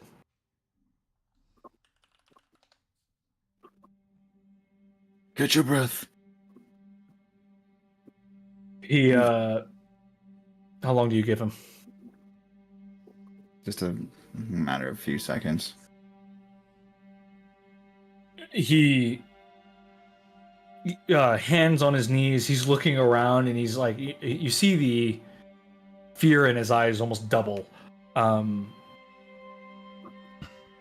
Backed as you are by, Bud and Koss, a giant metal man, Samaville, and Great Dragon, and then this horde of angry people. He's just like, please don't. Okay. He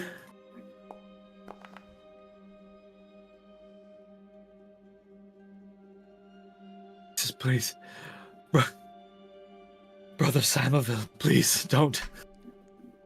Kill him. Where are they Hang hiding? him.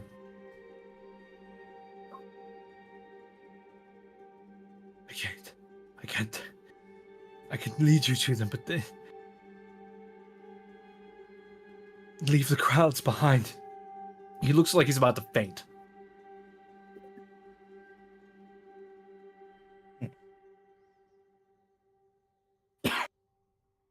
I think Samuel kind of understands what he's saying. He doesn't want the church to get ruined and ransacked.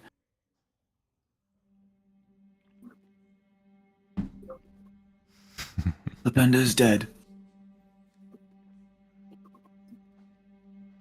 Let's see his reaction to this.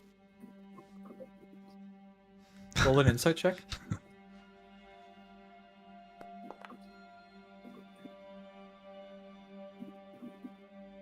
You see something. Well, here, let me. Akin Whoa. to tentacles. Oh no, it's Hadar. So I will say with this, there's something like pleading in his eyes. He's trying to tell you something without words, but he's like making it very intent and obvious. He's like, I can explain. Inside, just please disperse the crowd.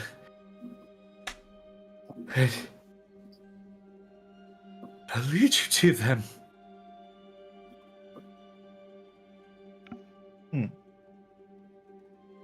Man, I'm not that charismatic. I don't have to try to persuade a crowd that's all riled up to not attack. I'll help you with that. Yeah, is Bud right there with us? Sure am. Okay. I would seeing this kind of unfolding and the guy just about to double over and pass out, I'll turn to the crowd.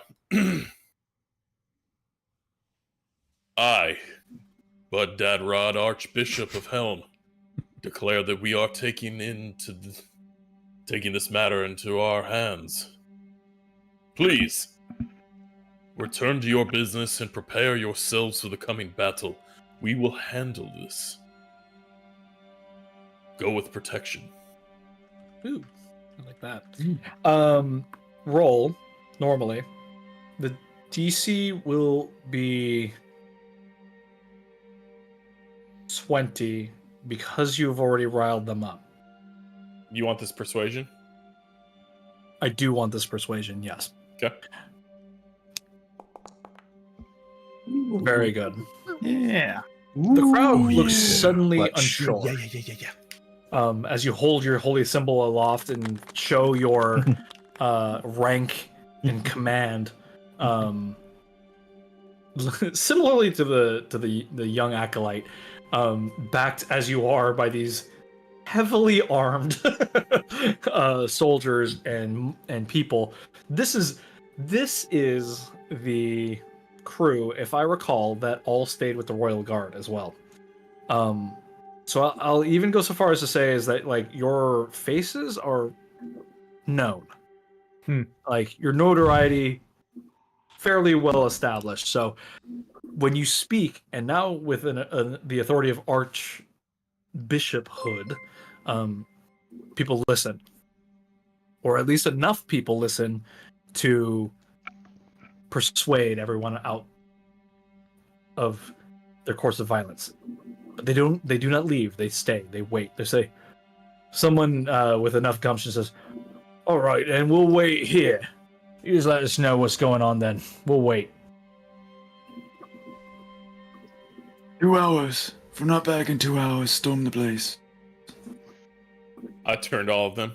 Storm the gate. If we do not return in 2 hours, please come find us in any way you see fit. And I will turn away and walk towards Samaville and Bald Boy. Roll a persuasion check. Both of you, roll a persuasion check. Oh. I don't need mine. Oh. All right. Sam, you're unsure if they'll actually storm the place, but they're listening. Yep. That's something. The acolyte ushers you in and slides this great oak beam back across the doorway. It's from here you can see he himself should not be in any fit state to do it, but it's on a pulley system that one person could move it back and forth freely. But once locked into position, it can be clamped down and can hold, as you can see, for some time. When he tried opening the doors, one of them didn't even open. He opened it like a crack for him to come through. Is that a system that like Vulcan would be able to assimilate? Roll Maybe a... reproduce.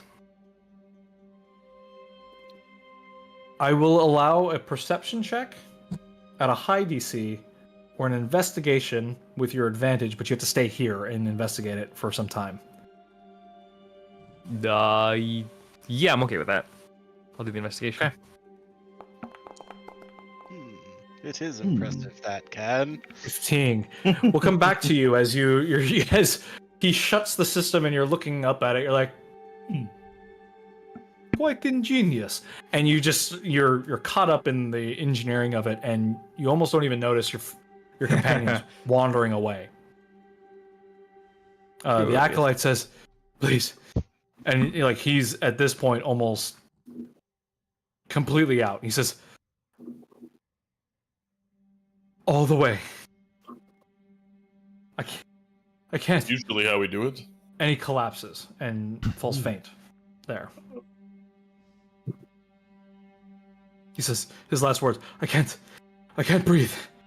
And he just slumps over.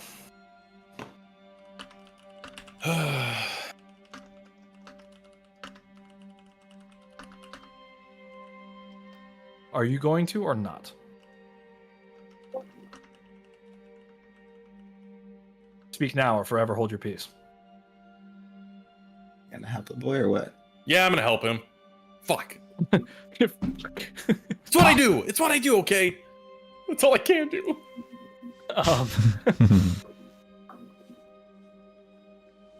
Is this a health point thing? No, it's not. But either way, all right, either fine. way, make your attempt. Like This is more just gonna be a medicine check to try to give. Go ahead, see it. Give him mouth to mouth. Oh. You're welcome, Josh. Cat tongue. Cat's got your tongue in his mouth. Oh, I'm I've about got to. My tongue. I've got my tongue. Ooh, wow. Give me your mouth. Jesus, dude. Okay. It's on Right. fire! You see him laying there, gray, pallid. He's labored breathing and shallow. He's on the verge of death. And you can see a glow about him, like attempting to lift from his body. Not another child of Arl. Get back in there. Sandlot. God, that smile. It's a warm glow that it's almost like he's got a silhouette. But as you look and you see this, as you take his vitals, you look at it over him, you just see a faint, like a conical tether that fades out into nothingness, pointing in the direction of the back room where he pointed you toward. Something is drawing this glow from him in that direction. I'll get up and follow it. Okay. Come on, boys. Yep. As you step up and move, you hear the death rattle of his last breaths, and he dies right there. Ooh, shit. There was nothing I could do for him. Well. Hey, bro, I rolled a fucking 25. Come on. Hold up. What? I'm not gonna tell you. You rolled a medicine check, not a fucking CAT scan on the guy. Like what? I mean, Look, it is sort of a I cat did it. scan when it's Bud doing it. Oh my Literally God. a cat scan. Literally a cat scan. Yow! We need a I CT use my stat. arms. Take off all of your earrings First and of all, jewelry. Like, It's like, oh, yeah. it's gonna get kind of loud in here. Fuck off. Yeah, unclear. Got him on a as to- technicality, guys. unclear as to what is ailing him. You see a light just kind of faintly drift from him and just kind of coalesce further on down the room. You sit in a high hall of bright. Well, actually, let me go for that. It's not bright in here; it's dark. But you look up and you see the stained glass geometry that coalesce into spires above the temple. Find their roots here. You imagine on sunny days that this place is dappled with light and color. Real quick. Fuck this guy. I cast Raise Dead, the 5th level, and dragging his ass back. He's not going to heaven. He's staying right fucking here. He's fighting on the front lines with me.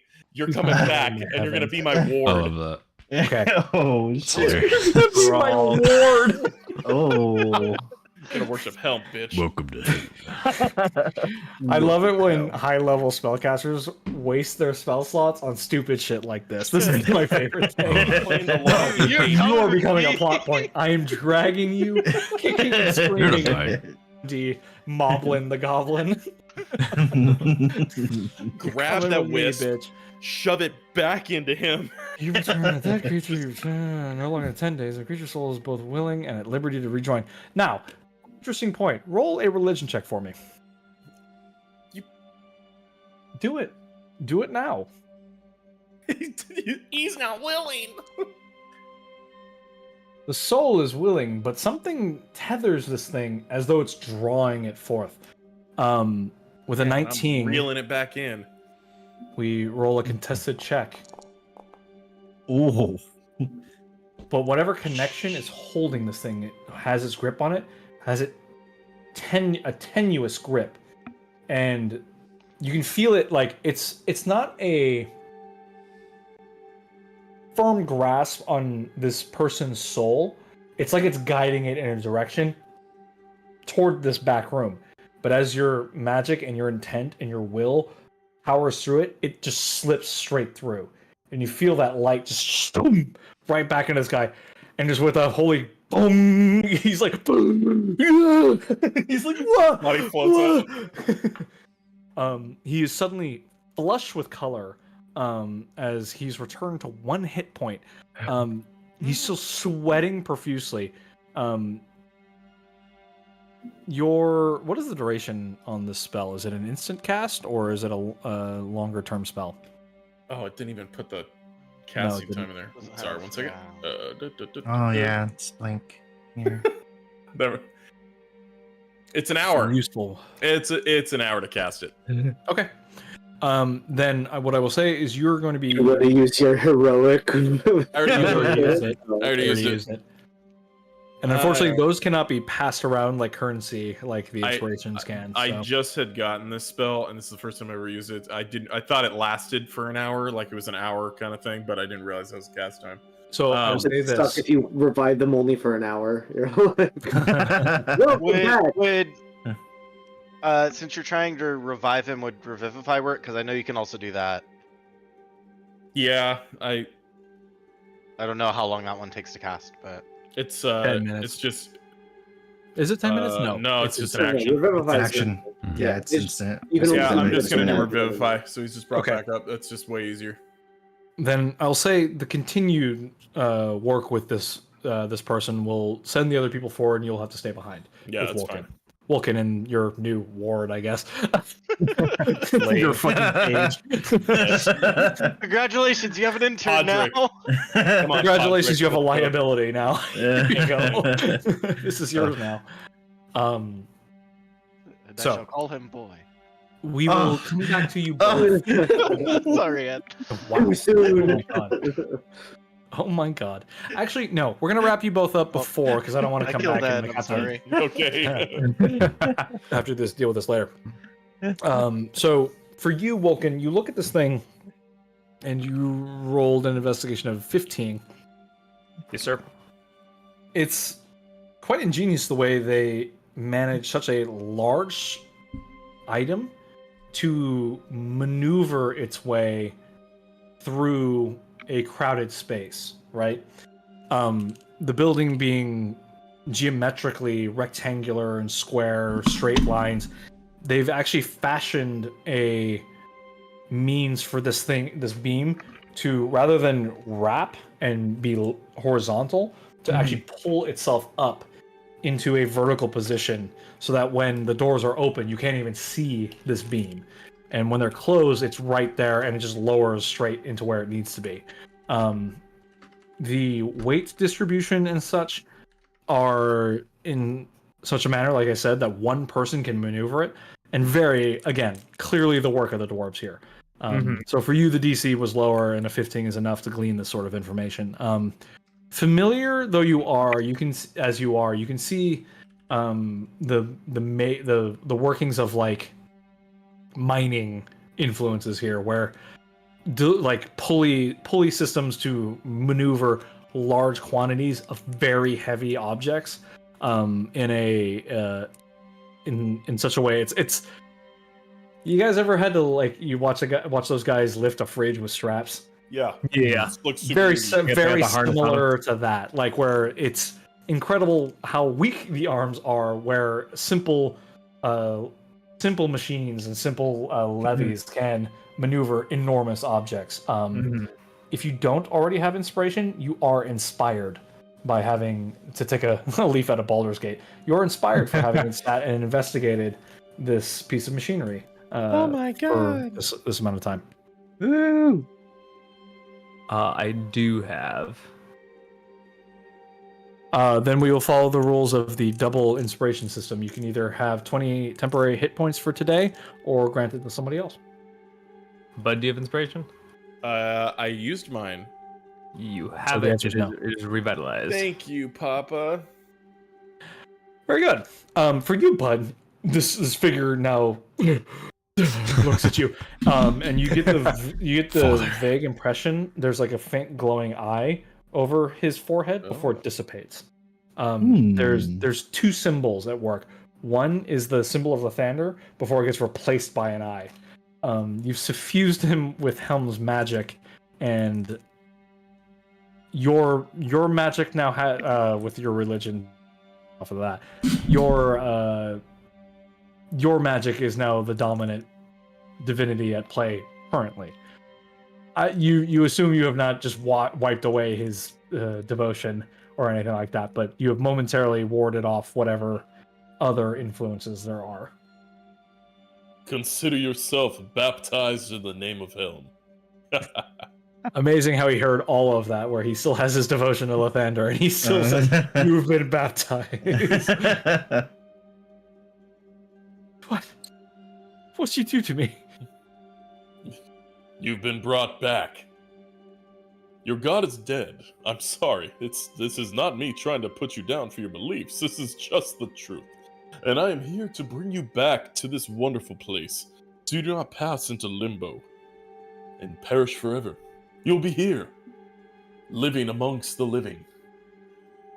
And Right. living under Helm's love and protection. Now, you can put aside your childish ways in worshipping Lathander. The god of the sun is dead, Protection is here and now. Will you join me as my ward Easy, and my bud. herald? No, you got so Koss, Scud, and Samoville have moved on at this point. Okay. Gaining my disciples! This acolyte looks very confused when he looks at you, Bud, and he just says, "You've not seen what I've seen." And we move along to Scud, Koss, and Sam. I need one person to roll perception. I need one person to roll investigation, and I need one person to roll religion. So, Perception or decide religion who on will do my what. end. Mm-hmm. Is this us three here? Yes. What? Is this us three here? Yes. Yeah. Alright, well, then I'll do the religion. You're gonna do the religion? Okay. Do so at advantage. I think Ross may not be with us, but we can work with that. 320. No, Ross. Come Dirty back. Baby, come back. Don't go where I can't follow. I'm back. Oh, fine. Take take the melodramatic Lord of the Rings inspiration. Oh. So Roll either an yeah. investigation or perception, your choice. With the assumption that Koss will be doing the other one. I will do a perception. Sounds good. Fuck. Oh. Oh, wow. Okay. Well, there you go. With the -1? With the -1. So, Samoville, with a 20, you recall a little more of this place. The multi-glass spires are meant to represent the wash of color that envelops the land in the new dawn light. As dawn chases away the darkness, color returns to the world. And this is meant to be the kind of representation of that. Again, fitting that you are the one to do it. Even in this light, there should be more. But these halls are dark. It's cold. The lights are dimmed. And it almost seems like no light permeates through these stained glass spires that are above your heads. You can feel it here now more than before. And to piggyback off of Scud's perception, there's a faint glow at the back of the room. Orange and red, almost as though like a flickering fire, occasionally tinged with a bright blue before it flicks back to orange and red. For you, Samoville, you can feel two things as you approach. There's a warmth exuding from that light in the back. A familiar warmth as though basking in Lathander's light. But the more steps you take, there's a chill running through your body. It's a subtle thing at first, like it's like almost like a breeze is blowing over your skin. But we'll get more into that as we go. Perception for you, Scud, you see the light more than anything else. You also feel, being sort of in tune, I guess all three of us being in tune with the divine magics, kind of feel that warmth and divinity exuding from that back room. But Koss is the one to notice. You see him kind of jog forward, the clinking of plates and his armor clinking together as he kneels in front of a pile of ash that he lifts between his fingers, and he says, "Bone dust." And as he says that, he starts pointing at other piles of places in the temple where several somethings immolated very suddenly.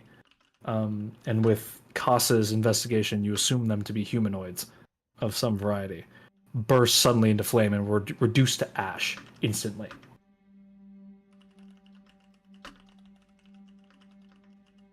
In the back of the Great Hall is a cracked double door, leading to what you can only assume to be the inner sanctum. of this place. The pale light continues to emanate through that crack. Faint blues shifting into bright oranges. What do you guys do? Do we notice that the other two aren't with us? Yes. I'd like to wait for them. Hang on one sec.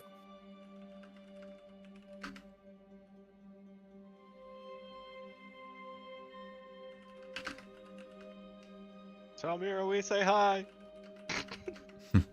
Hi, Mira. Hi, Mira. Hi, Mira.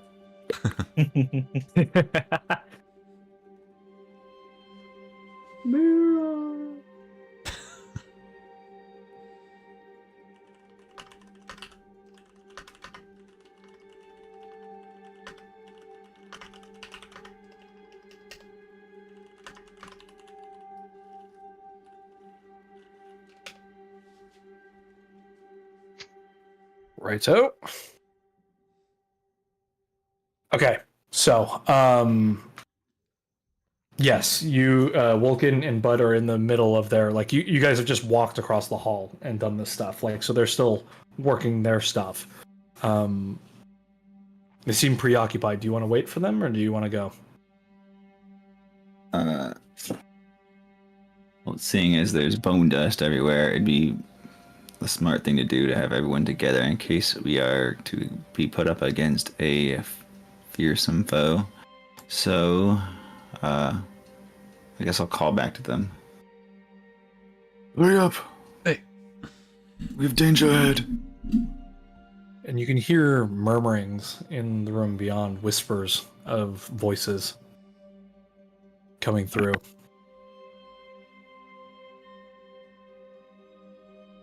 Voices. Voices. You call to Bud and Wolken, but they're still preoccupied. They linger and they don't come right away. Bastards. Never listen. Well, who was there with me? Kaz and Scud. Yeah. We ready for this?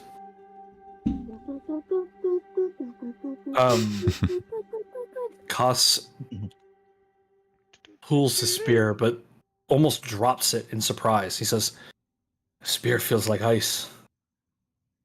And as he says that, you can feel the cut along your torso no longer stings, but the tattoo of Lathander feels like ice on your skin. And despite the warm glow that's emanating and the warmth you guys can feel from it, it chills you to your bone. Scud, you feel nothing. It just feels warm. Having no connection to Lathander whatsoever, you're just like, I feel heat, and that's it. Yeah. Well, it feels nice in here.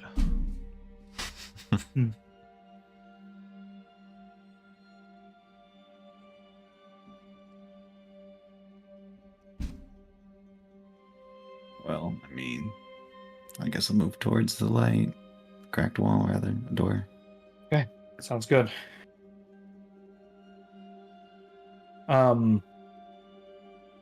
Roll another history check for disadvantage. At disadvantage for me.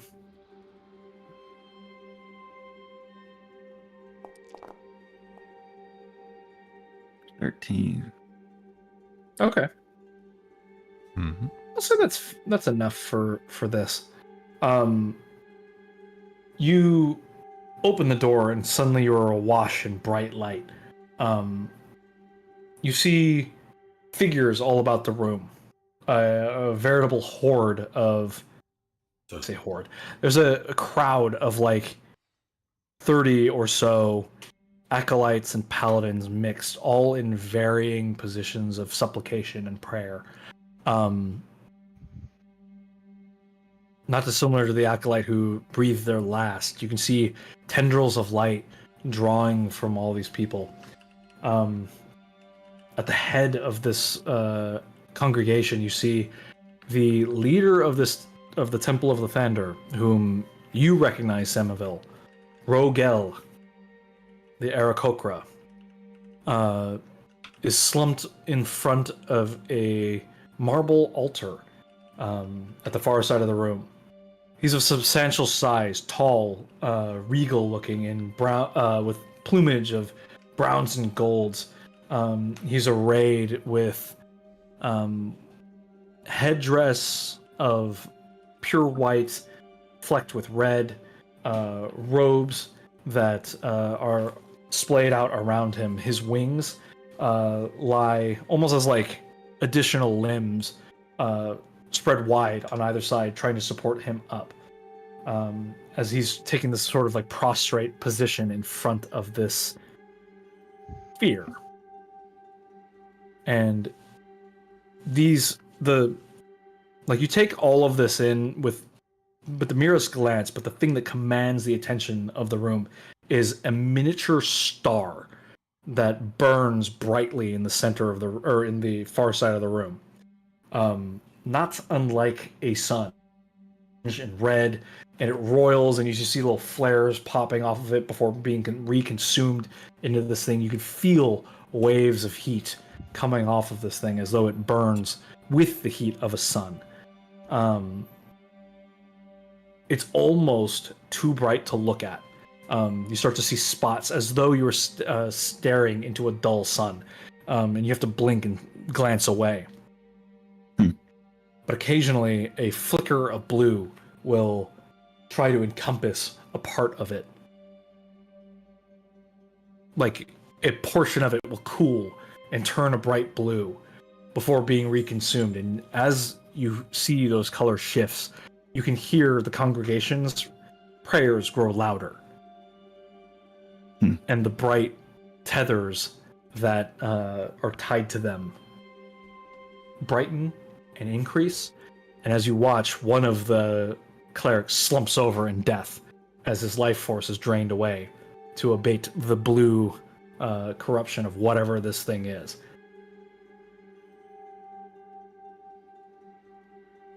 What is the meaning of this?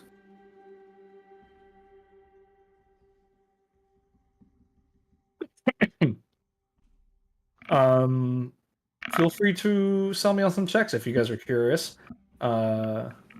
Any questions at hand, or?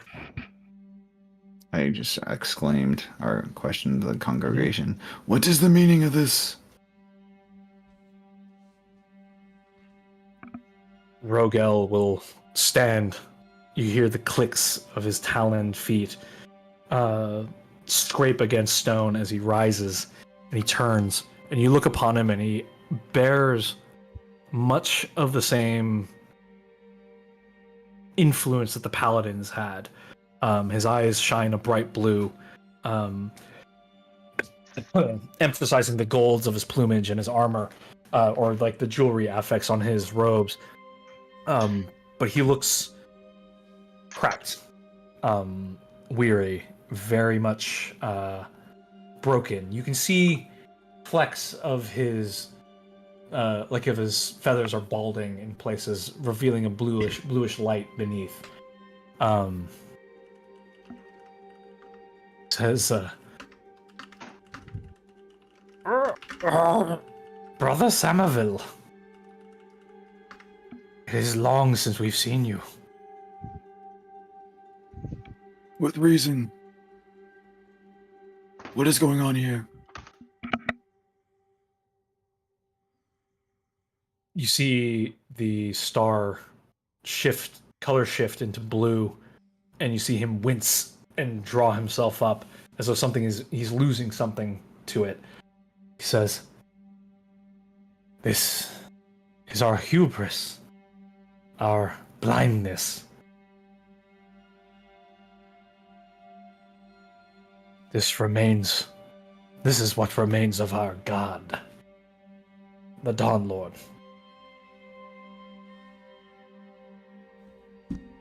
How is that possible? I know not.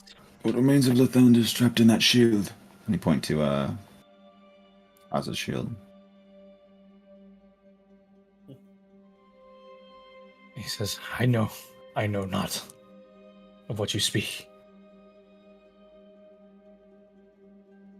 He says, He beckons a hand forward, like, "Come, show me." I'm inciting this guy. Sure, go ahead.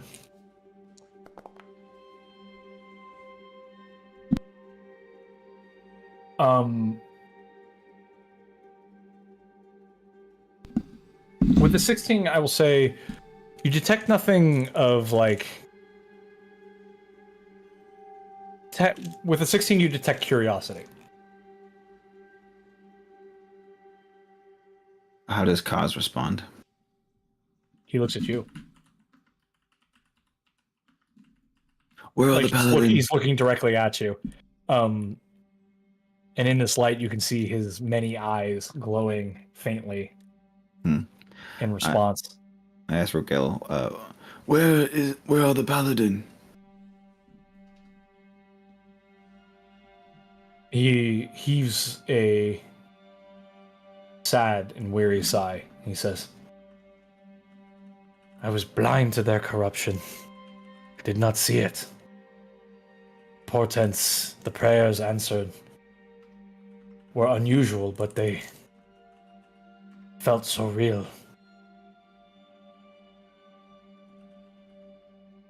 Paladin, the Order of Paladins, the Lathanders, the Lathander Paladins are no more. Where did they go?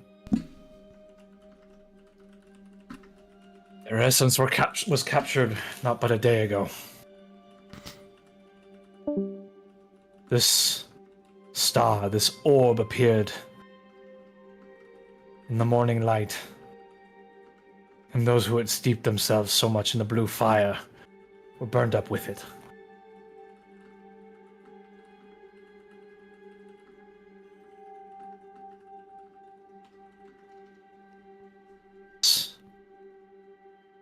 Who remained unblemished, or less blemished, remain.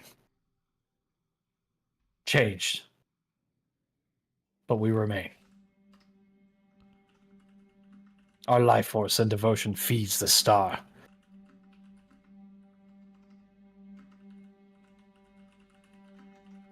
this is all very weird. If it truly is Lathander, then perhaps bringing his body to him might be what he wants. Let's bring the shield. No.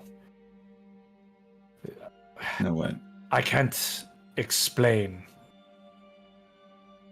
But like I said, this is what remains of Lathander. His essence. But it isn't him. This is something different. In what way?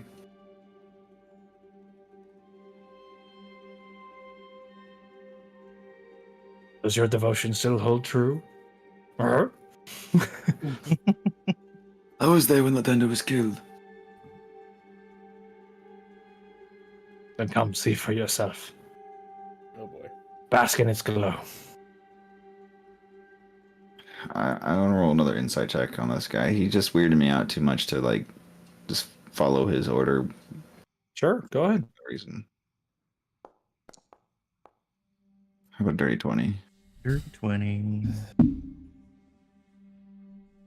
Nice. He is a... 20. The thing that's weirding you out is his cult-like devotion to this thing without knowing what it is. The thought that this is the essence of Lathander is just as disconcerting as the fact that your god might have died. At least we're aware. It's not something Whoa. that we're going to accept your physical items. Brandon, I don't know if you're talking to us or if you're just not on mute, but Oh, sorry. no worries. Curiosity draws you, but this guy has clearly got some blind devotion to this thing, and you have no idea what it is. He's essentially inviting you to have a religious experience if you want it. Gross. I mean, Or what you can surmise, anyway, from his actions. I'll want to approach the light with Kaz to see if the artifacts Kaz have can react to it.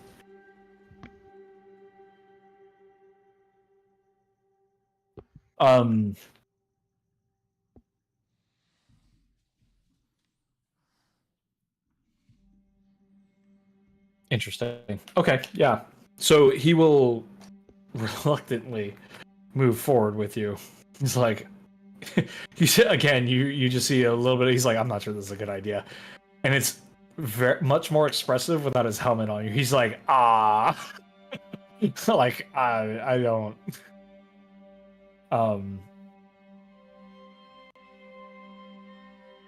He says, not sure this is a good idea, Sam.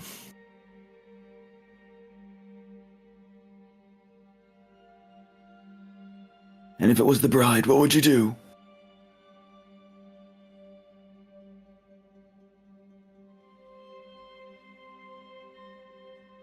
I don't know. It's an uncharted territory. I just don't know.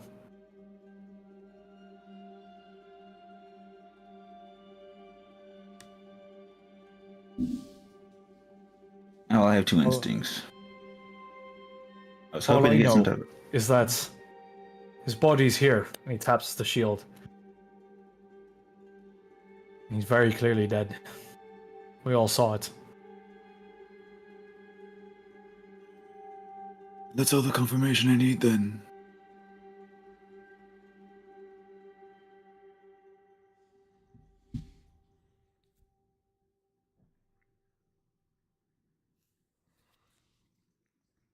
I'll, how do I want to do this? I'll get close up to your ear and say, Kill the star.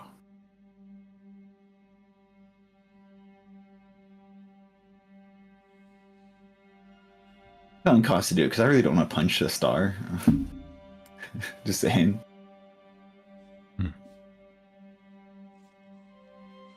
Are you sure?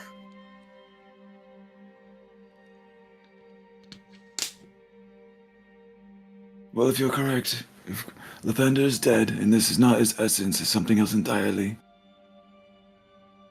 then it is a false idol, once again manipulating my congregation. Listen, mate. I don't know nothing about that. Just a soldier. Embroiled in things too big for me. I don't... All right. Samuel's thoroughly frustrated with the situation. Not knowing things has been his life recently, and now he's smack dab in the middle of it. So he's just gonna touch it. Oh wow. Okay. Yeah. Just full bore, huh? Okay. Yeah. How do you touch it? With my pee-pee, no. Well, like that. It turned to a It's very, right there. very different image in my head. Ooh. So she's Sure gonna hope last. this isn't a sphere of annihilation. Oh, okay, Yeah. goddamn. I know. Okay. Goddamn. Well, no Otherwise, that more would be pee-pee. awkward.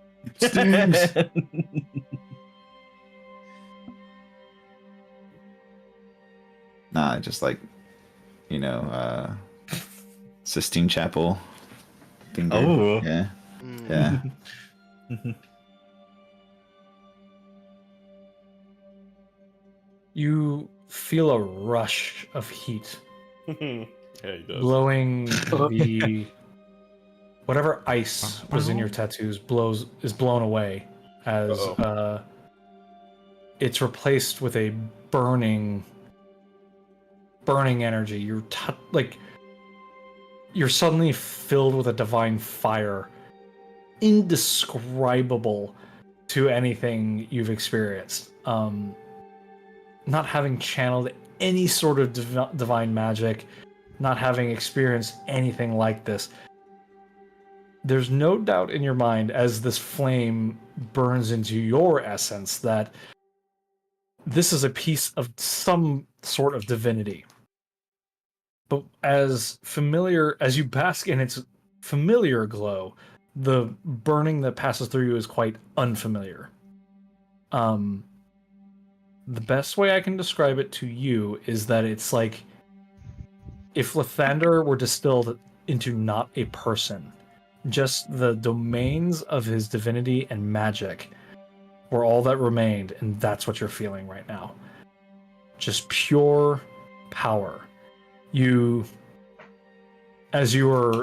feel a rush of fire emanating into your body. You feel that cold blue energy, like a cold spot almost, and it's a little more familiar to you as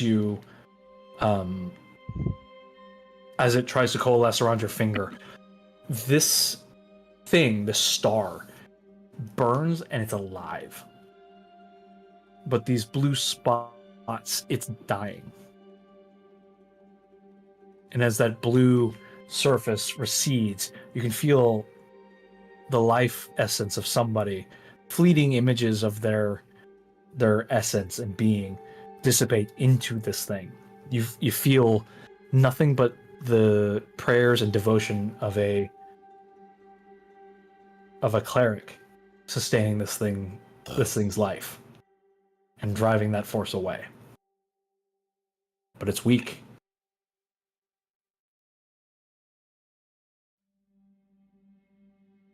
You figure as you pull away suddenly as though burned, and your finger and hand are charred black for an instant before returning to your pale skin.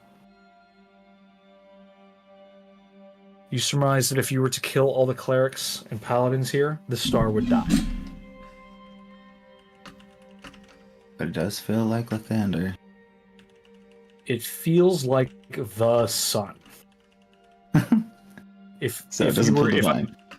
No, it is. Okay. It does. To put it in player terms, it feels like Lathander's domain made essence into this thing. It feels like everything he ruled over and all of his power coalesced into this small, unassuming sphere. And it's just raw potential is all it is.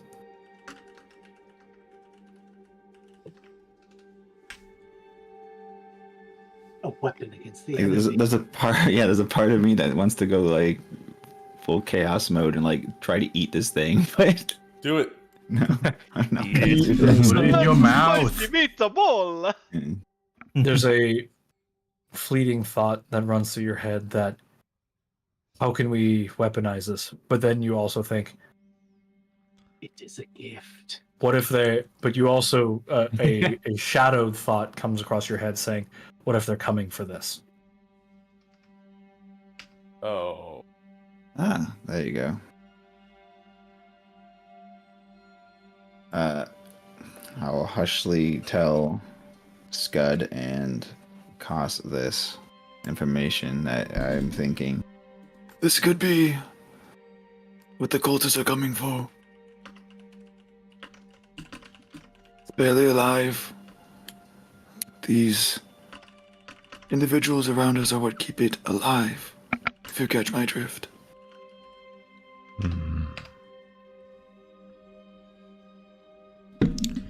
So we do what we came here for.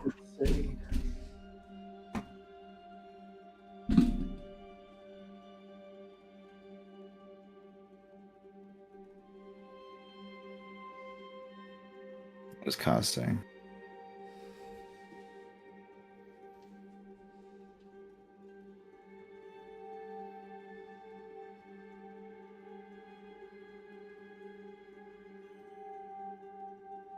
Just kidding. No siege battle. It's done. Cancel it. Yeah. I'll cancel. No. He says he looks contemplative.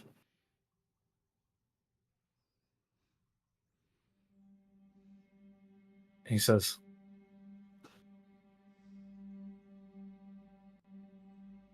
suddenly filled with with trepidation. My feet feel like lead. He says, all this fake gods, old gods, new gods, sin-born, we're in over our heads. I'm afraid what would happen if we killed it. But I also have no idea what will happen if we let it live. Then we must use it before others can. Question is how. Everyone here roll a religion check. I will say at this point, I will say enough time has elapsed that Bud and Vulcan, you can start making your way toward the back room. Do I still get advantage now? About to give this orb the people's elbow. Take that as a no.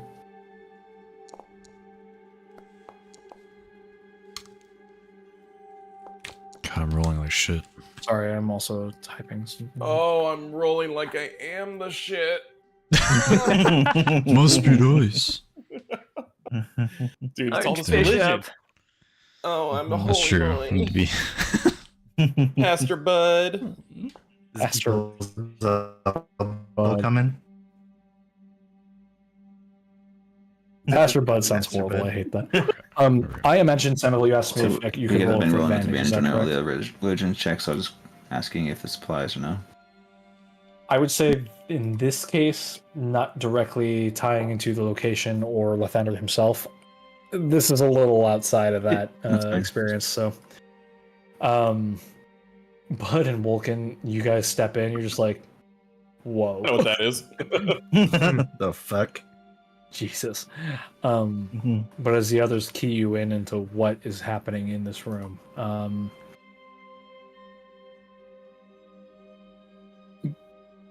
Bud, I would say that like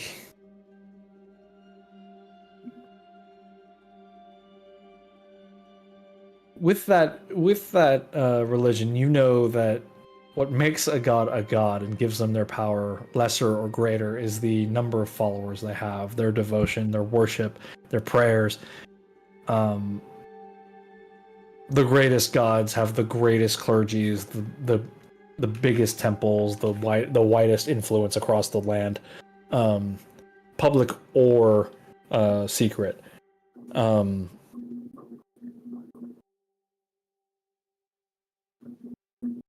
It's unclear what damage Sirik would have done with his false deity and who people are actually worshiping, and it becomes muddied waters there. Where is their devotion going? What is sustaining this thing? And you look around the room and they are clearly worshiping it, but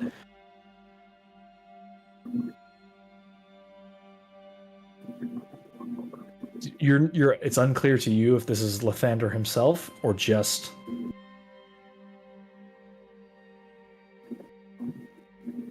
sun and light.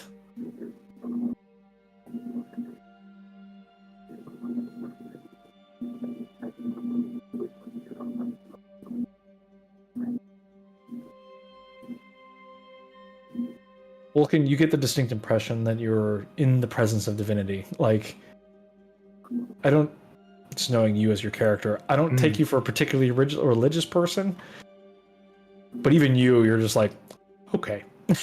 There's gravitas here. There is something more to this thing than just being a shiny orb.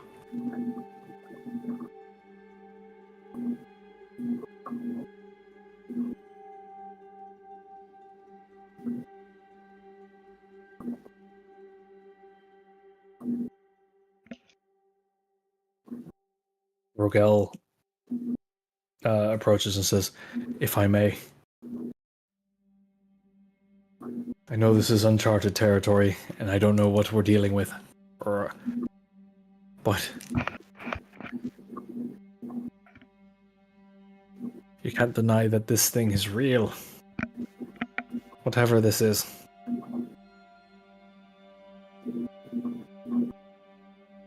You just claimed it to be Lathander. Now you're saying whatever this is. I claimed So it you to don't be know. I claimed it to be the essence of Lathander. It feels familiar. but not the same. I can't describe it. I don't know what it is. Would you pray to it? We do pray to it. Our devotion is killing us. Slowly, but it is. But it keeps it alive. Why do you keep it alive?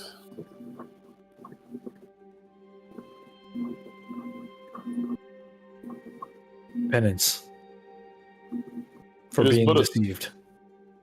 It is but a tumor, a residual mass of prayers and devotion. You owe nothing to it, and the light and love and protection of Helm will save you from this false. He's trying to Like- preach to the head of the church of Panda. Roll a persuasion check with disadvantage. Hey, come on! It's like, you know what? You're right. Why would I worship a ball? There's a real God. Oh, I was about to say. I'm gonna use my inspiration. Okay. Ooh. Wouldn't that make it 16 though? Yeah, How would what's you that calling work? this, Matt? Do you want me to take the Yeah. 16? Or Technically, it would make it a 16, yeah. okay. Would that No. fuck you roll? What do you roll? You're like trying to convert a Hindu to Look, Christianity. I'm the Archbishop. You're a mangy cat.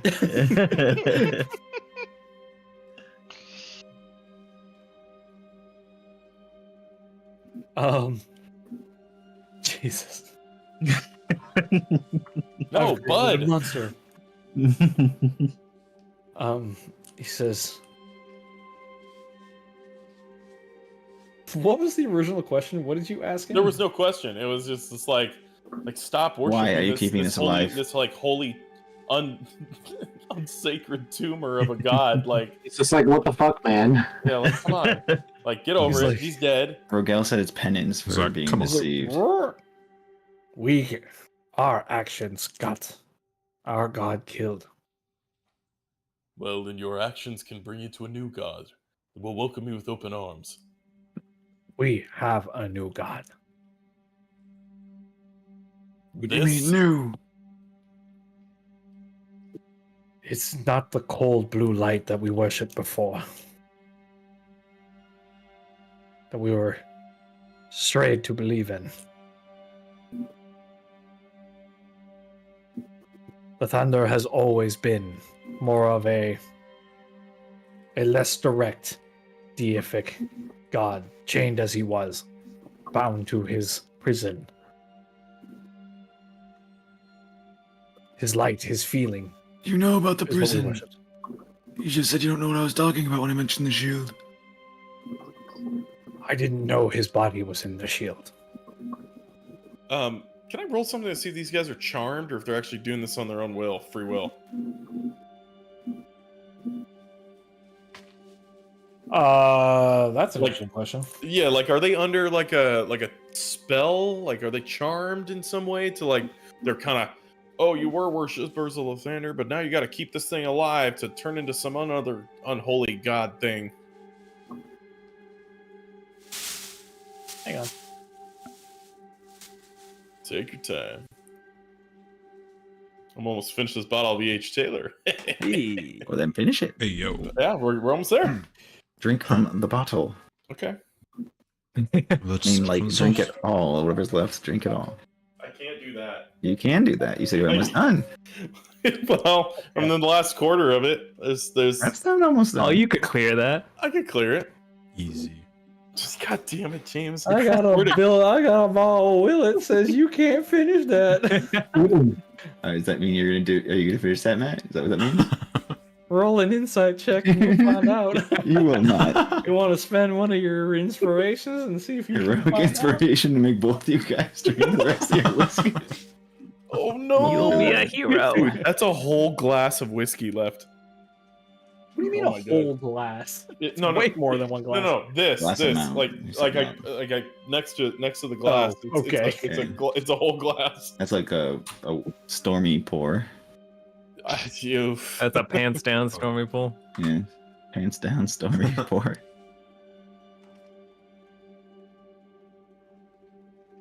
I'm honestly kind of getting really frustrated. Samuel is getting really frustrated with this situation. Like, best case scenario, this is some type of left-hander, and keep praying it to make it so it just struggles, and then what? Like, the Colts come try to take it over and weaponize it, or we put the light out now, or we weaponize it ourselves. That's pretty much the options, right? Sounds about right to Bill, Yeah. who is not here. No comment. Yes. You felt it. You felt it. Please. Divinity. I'm charmed. Melt it. Oh, right. You wouldn't be unable to tell if a person is charmed without some sort of magic to detect it. Just a straight insight. Look, I'm like pulling on the word of God right now. Like, do they seem to be like I'm not a wizard. I don't have detect magic. You know what? Let's test this theory. Let's just go ahead and just do it. I'm gonna cast something that's new that I've never used before. I'm gonna cast this on the ground around us. I'm gonna cast Hallow as I hallow these grounds. Oh man. Alright, what does that do? I don't even know what that does. Why won't it share it into the thing? I keep clicking on it. Hopefully it doesn't hit it 3 times. Bloop, bloop, bloop. You touch a point and infuse an area around it with holy or unholy power. The area can have a radius of up to 60 Unholy. feet, which will definitely fill the room. And the spell fails Yeah. if the radius includes an area already under the effect of the Hallow spell. The affected area is subjected to the following effects. First, celestials, elementals, fays, fiends, and undead area, nor can such creatures charm, frighten, or possess creatures within it. Any creature charmed, frightened, or possessed by such a creature is no longer charmed, frightened, or possessed. Okay. Ooh. You can Oh, exclude it's one actually- or more of those types of creatures. So it's specifically if a celestial, elemental, fey, fiend, or undead were charming someone here, that would end. Correct. Process of second, elimination. Creativity. You can bind an extra effect to the area. Choose the effect from the following list, or choose. Some of these effects apply to creatures in the area. You can designate whether the creature effect applies to all creatures, creatures that follow a specific deity or leader, or creatures of a specific sort, such as orcs or trolls. Jesus Christ. Damn. When a creature that would be affected enters the spell's area for the first time on a turn, or starts its turn there, charisma saving throw. On a success, the creature ignores the effect and leaves until it leaves the area. Courage. Affected creatures can be frightened. Darkness, daylight, energy protection, energy vulnerability, everlasting rest. Dead bodies interred in the area can be turned to undead. Extra dimensional interference affects teleportation. Fear, silence, tongues. Free communication. So you cast Hallow. Do you want a secondary effect? You know? They're talking penance and This uh, this spell requires 24 hours to cast. Really? You know what? Just let me do it. Just let me cast it right now. Just gonna sit there for 24 hours. You took your liberty. You know, though, this might be a good spell to cast on the gate. It is. Look, 'Cause, like- real talk though. Yeah. Yes. Just let me do it like an instantaneous action. No. It's like, cast it right now. Make them all Cannot be. afraid. Fuck Lathander. Helm is God. Praise his holy name. Let's go. I fucking created a monster and I hate it. He's like, I'm ready to use my promotion. See how holy I am? See how holy I am. You rub my lamp. Did you call me here? I don't think so. Great I don't cosmic think so. powers. Itty bitty living space. I still want Kaz to like touch it with his shield, see if there's an interaction, or I will take the shield and do it myself if he doesn't want to. You can try. I want it to be a group decision. I do not want Costa to be a major influence on this choice, given that I'm the DM. So you guys come up with a consensus of what you guys are feeling like doing. You can ask more questions of Rogel. Otherwise, you can ask me for more checks. But if you want Costa to do something, come to a group agreement about it. I'm actually the Archbishop. I will be doing circumcisions in here tonight. Huh? Huh? Bishler. Bishler. How did you know my family's occupation? I can't wait to go drink for drink with Lovato and. Oh boy. Oh no. Lose. Oh god, I'll be fucking dead. Yeah, well, maybe I don't have to deal with your shit anymore. You deal with my shit. Gives you pleasure. You wish. You live for it. There's that thing. You're taking the opposite of what I said and saying it like it's true. Enough people believe it. Just like the All star. right, what are you guys doing? Yeah, you might create a star. Yeah, I might create a star in a basement of a church. Fucking You never know. so culty. All right. We should use the shield. Interact with it. If it responds in some positive way, then maybe we leave it be. If there's a negative reaction, we fucking kill everyone. Hushed, I say. That's a good test. Oh, damn. Binary. Yeah.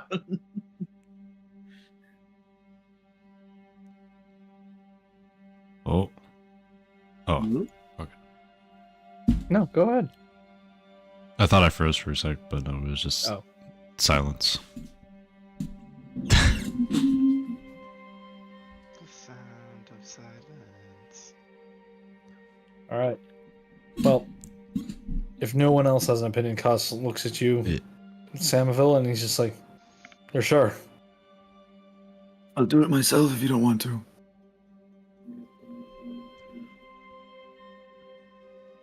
He heaves a deep sigh, but like stands up to his full height and he says, "No, that's my charge. I'll do it."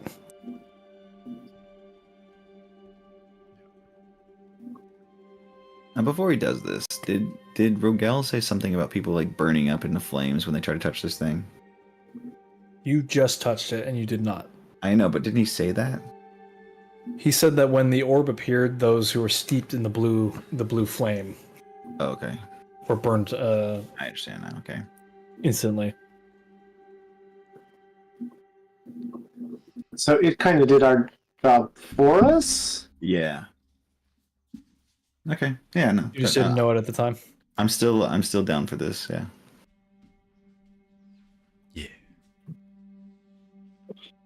All right. He steps up.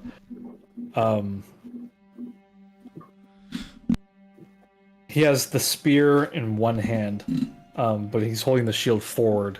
And as he slides himself step by step, you can see tongues of flame licking off of the off of the star toward the shield. Boy howdy, is that Ruby waking up? Jesus Christ. I think our buddy Josh is drunk and has to go. You can suck my ass. God, he's so redeemed. He's just so much better. This is our Archbishop. That's right.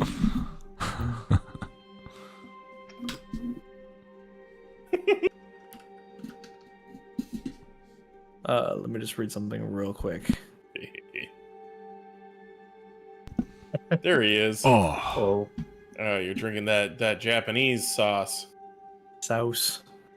Yeah, it's a pretty good one. The dragon's elixir.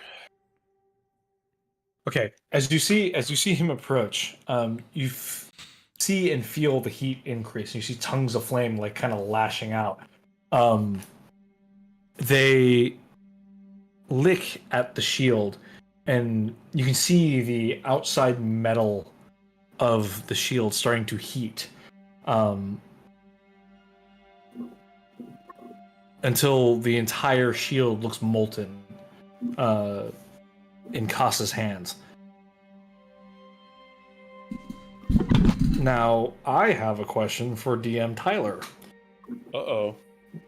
The corpse residing within the shield of the bride, is this like a metaphysical thing? A physical thing? Like, what was your intent when you said that? It's like this is an extra dimensional space, right? I didn't really have a form of him inside of there. But when I think of it, I think like it's like a literal prison cell. Okay. As a cry goes out across the room, as all of the clerics and paladins are suddenly lifted off the floor and into the air. The room that you're in, the hall, the inner sanctum that you're in, is suddenly replaced as the extra dimensional space within the shield expands outward, jutting the material plane away and drawing all of you into it. You and all the clerics. God damn it, dude. Wow. Ooh.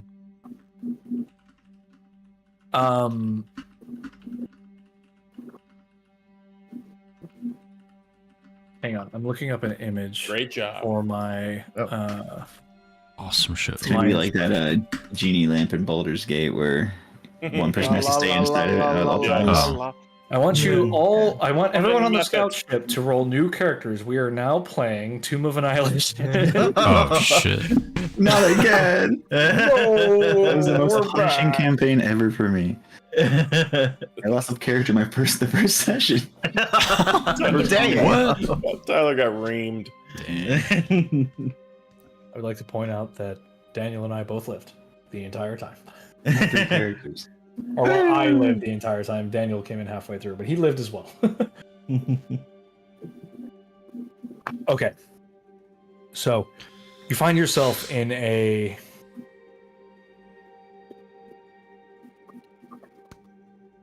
chamber with... Okay, here, hang on. Let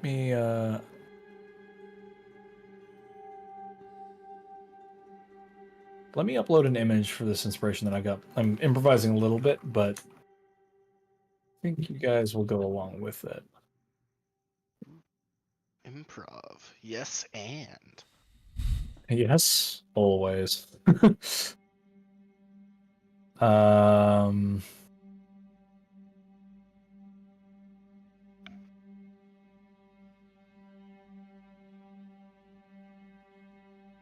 Add a page. It's an image. Create a page. Let me just upload this real quick.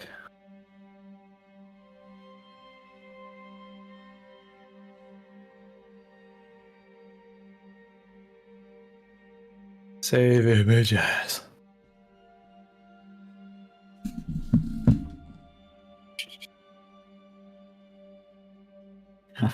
How does the Death Clock fan look like, Josh?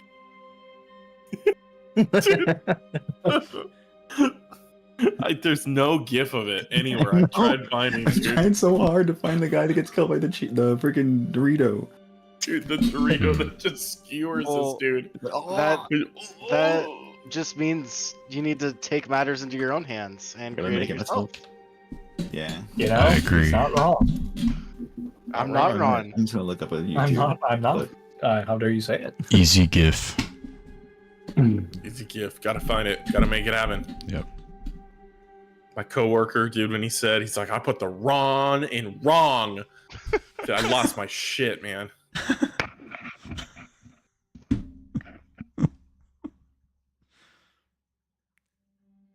Okay. God bless. This is going Ron to look blessed. familiar to some of you. Somerville? Oh. Oh, behave. You are met with a place I not. had no memory of this place. Man, why. the one session that I missed like a year and a half ago. No, this is not a session thing. This is not a D&D thing at all. But it is a driving inspiration behind most of what I did in Hinterwood and things like that. I'll peel back the curtain on that later. But you see a cathedral-like space, not dissimilar to what you're in now, with high vaulted ceilings and this enormous tomb laid out. A sealed casket. The light pouring in through the filigreed and metal barred windows leads out into just an open expanse of blue light with a pale moon shining outside. A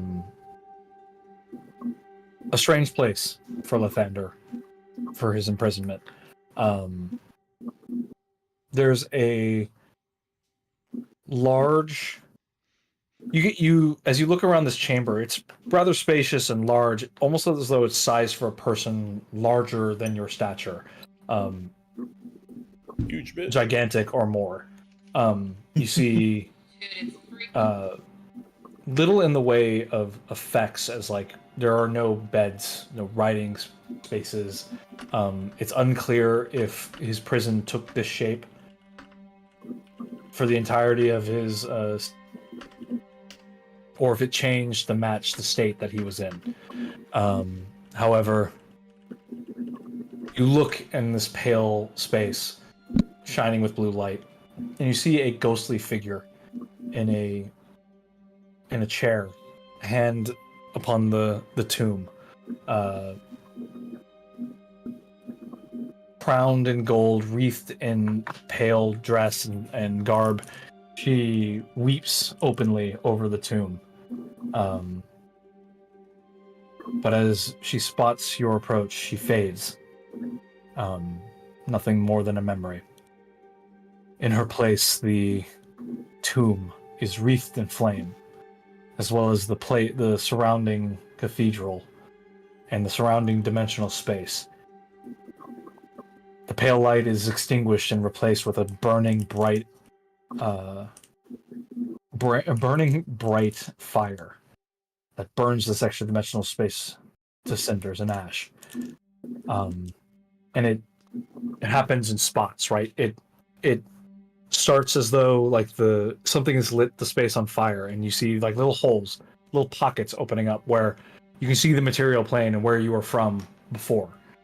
Burning as this place burns away, you can see the outside and this space.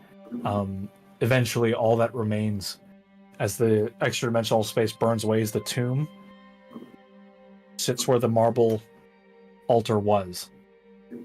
Ashen black, burnt completely, cold to the touch, but on top it sits the same orb, same star, burning brightly, burning strong, having consumed the corpse of Lathander. It no longer flickers with a blue glow. Bless you. Bless you. Thank you. Well, okay. Well then. So what do you guys want to do with the star No, what? godling We're thing? stuck in here with the star thing. You see the clerics and paladins around you collapse in heaps to the floor. You hear oof! Ah! It's like or suddenly dropped unceremoniously to the ground. But the mood in the place has shifted. You look at Rogel, and he is still the bluish. He burns with the same blue flame, but he's no longer hunched or supplicant. He stands a little taller. He says, I don't know what you did, but I feel less weak now. The clerics seem like they're no longer being sapped of their life force.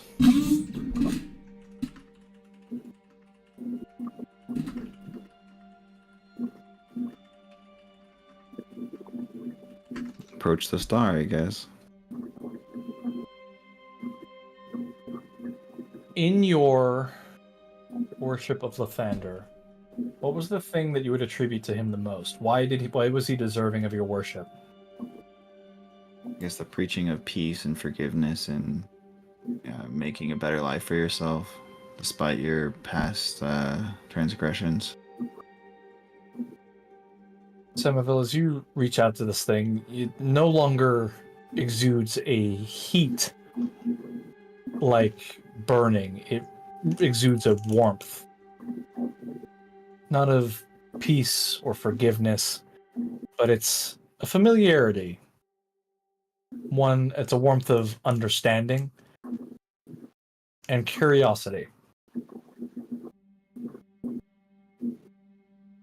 You're unsure if this thing is actually Lathander, but certainly doesn't feel hostile, and to Rogel's point, it does feel somewhat familiar.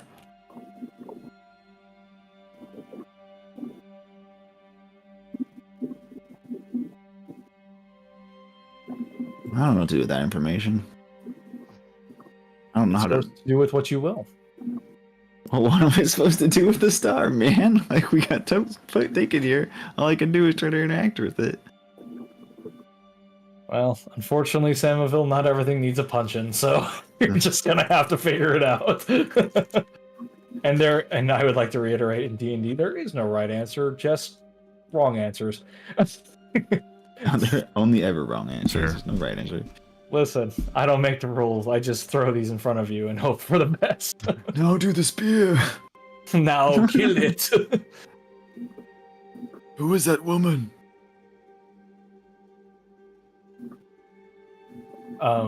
Is that your bride? You look at Koss, and he kind of like flicks the end of the spear. He's holding a burnt and blackened shield, but still very clearly made of metal. He says, "You may be the bride." Say that again. Yeah, he kind of cut out. Yeah, you kind of robot voice. Is anybody hearing a ton of feedback from Bill? There's kind of something in the a little bit. background. Like a little Sounds like echo. someone's There's like a echoing. every now and then. Okay. Yeah. I'll mute. Okay. He says, perhaps that was the bride as she once was. And as you look upon him, you just see him weeping. Dark tears.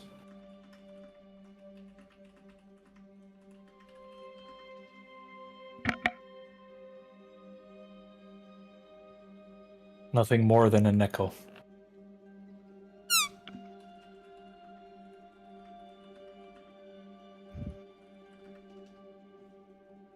I want to go to Lathander's tomb.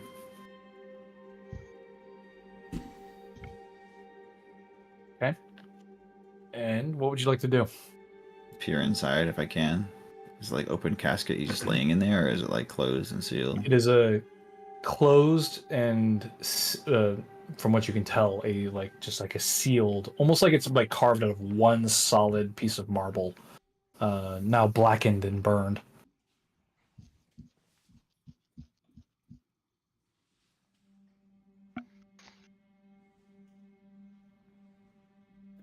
Yeah, fuck it. I'll push it open. Roll an athletics check. Ooh. 31. 31 is really strong. Hang on, let me look up something here real quick.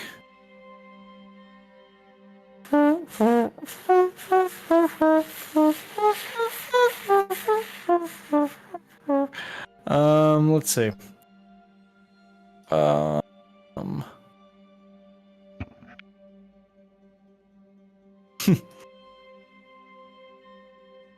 Cool javelin +3, bro. You talking about my inventory? Yeah, I'm looking at your inventory. Where we got that? I think I traded Traded. I think you got it. I think you got yeah. it from the guild. It was just random loot Yeah. that you grabbed.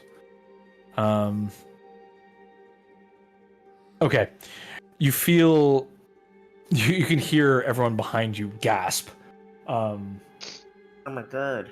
Because mostly from like the sacrilege of what you're doing.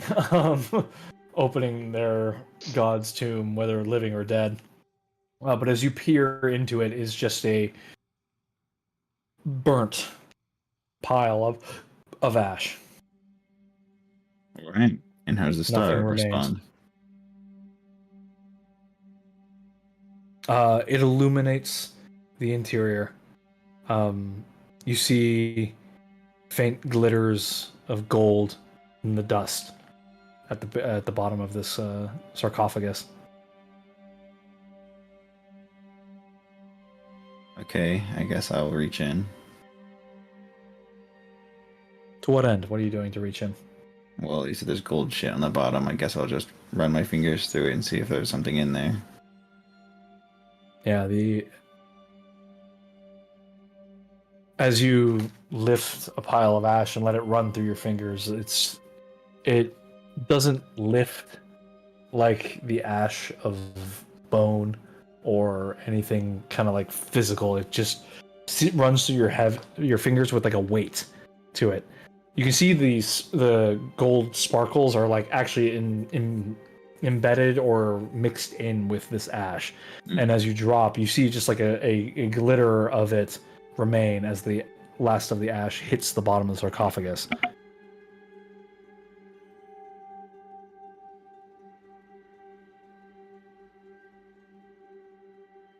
Lathander is indeed dead. You see Rogel step up next to you and he, "Roar! I think you're right." And he's openly weeping. And whatever this is not Lathander.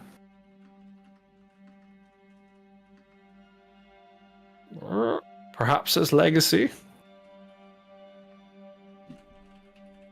Legacies aren't metaphysical.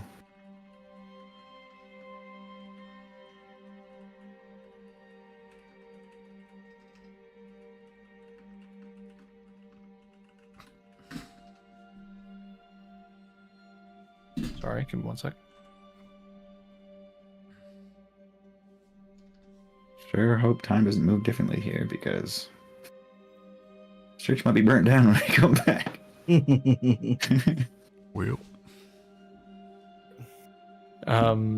He just says, and yet we are faced with impossibility. It's an impossibility. Impossibility. Of what? Of the gods. As he reaches forward, you see like just like a flare lick off of the star and like brushes talon. He just kind of like feels it between his fingers, but it doesn't reject him or his blue flame. He says,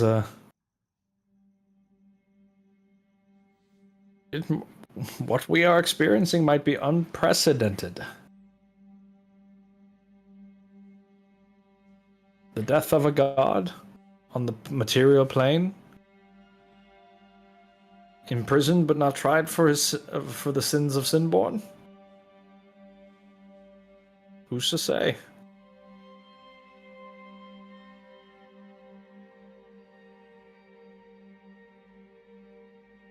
Don't think it matters now.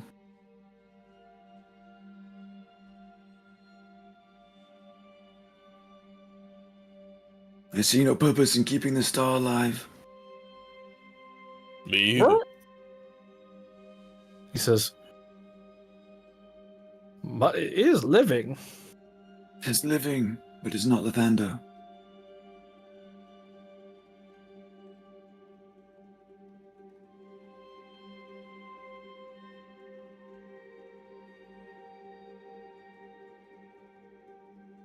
Lathander wouldn't cause the death of innocence. He would have devotion.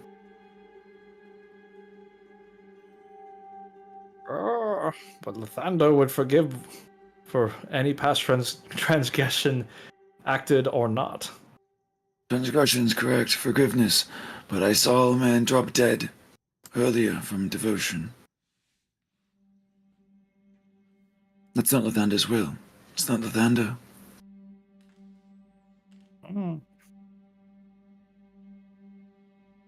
I have seen many die for their devotion. In battle, or in combat, not simply from worship. Martyrdom? For their belief? Not all Martyrdom is- die. Not all die on the battlefield for what they believe in. No, but they are slain. Even if it's killing themselves. However, this is something entirely different. This is you all worshipping, praying, just keep this entity alive, and it's draining your soul, your very essence, killing you. No longer, it seems. We worship what it represents. Our memory of Lathander. It may You not be worship a the memory. same. It may not be the same, but it still holds power. And if it's redemption we can believe in, that's worth devoting ourselves to. Kill it if you must, but you will kill us as well. How so? For one will die for it. My sins, my penance. I will protect this thing if I can.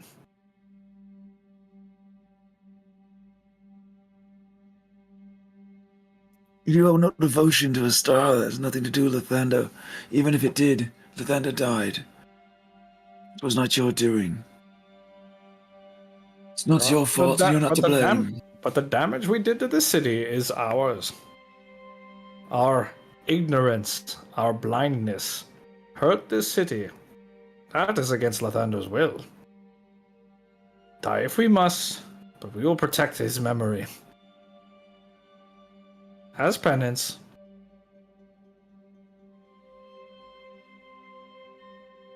Do what you think is best. But we will defend ourselves if necessary. Then defend yourselves from inside here. We are going to find a way out. I refer to the party. We're going to find a way out of here. You can stay if you want. You are in the temple as you knew it. Oh, we're not in the shield? It burned away with everything else. I'm so confused. Okay, the shield's completely That's gone. my mistake then.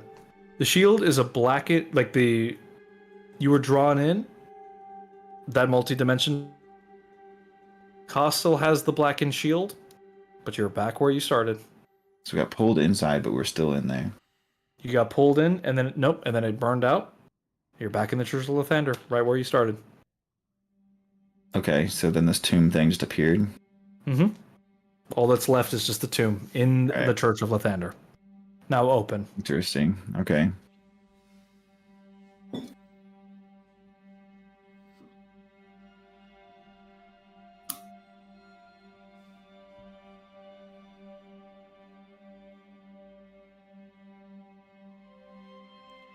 Then let this place be a memorial. No longer a church.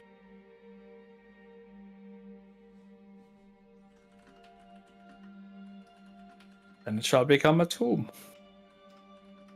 So be it. Do you wish it collapsed? Or a monument? It could be a monument. Let it be so. However, the star could be dangerous.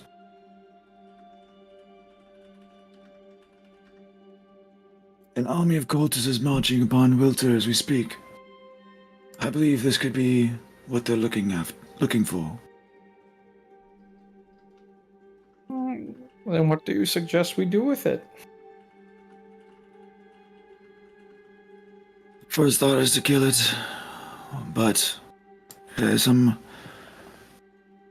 importance, some relevance to Lathander himself, then I couldn't bring myself to do so. In which case, we either protect it or weaponize it ourselves.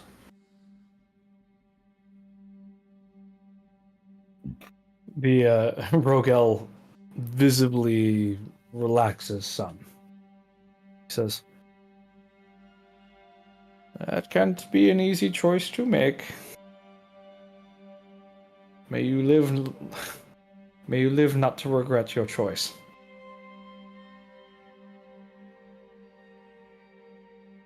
I shall aid you in any way I can. We are at your disposal for the time being. I look to the rest of the group to see what they want to do.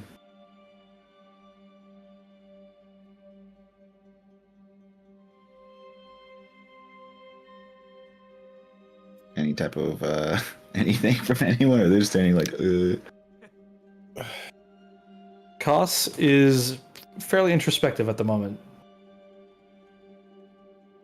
You guys can take that for what it is, or roll insights, but he seems like he's in his own little world at the moment.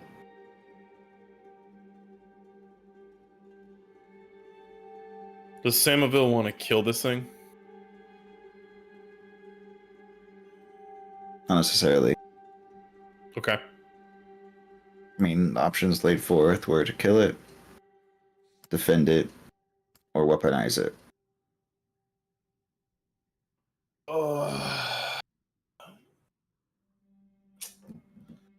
I mean, I wouldn't know love how to weaponize. I don't know how. I might be able to figure out how to weaponize it. Oh. I mean, if we could harness the power of the sun against a Sinborn. Spider-Man 2. In the yeah.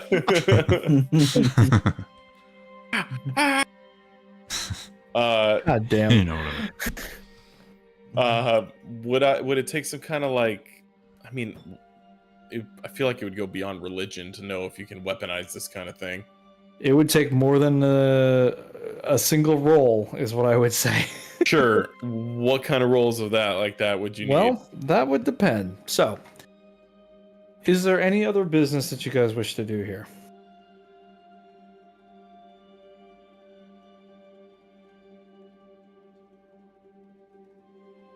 Fuck it. This is weird. Fuck it. I'll speak to the star. Ooh, all right.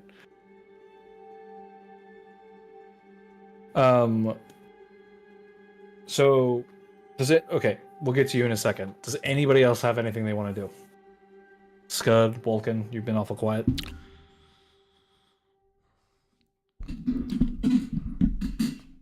Scud's kind of just flabbergasted because he was like, "Oh, I don't give a fuck about Lathander. I'll go in here and cleanse this place," and then all this happens. He's just gonna, whoa. I'll skip you, bro. He's like, this is way more than I bargained for. Bargained for. Vulcan's still thinking about the door. Yeah. It's a good Pulleys and mechanism. straps.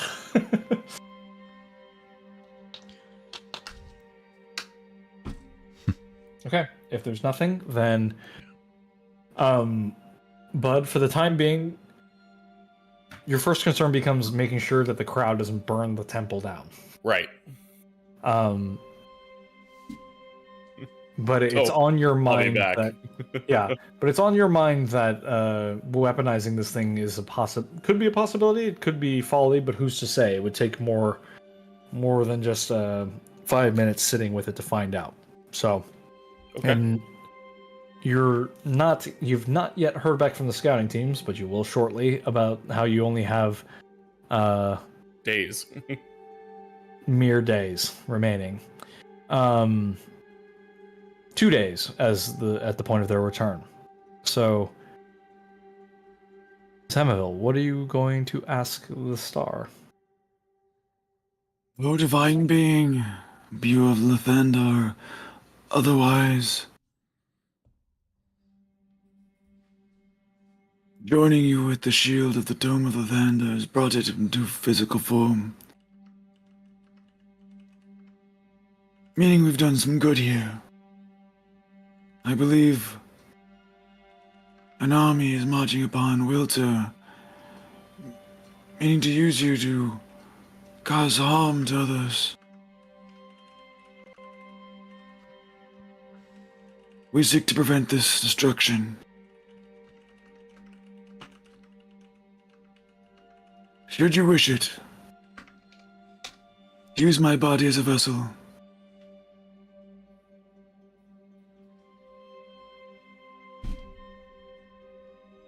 Enter within me. I will use your power to defend the city.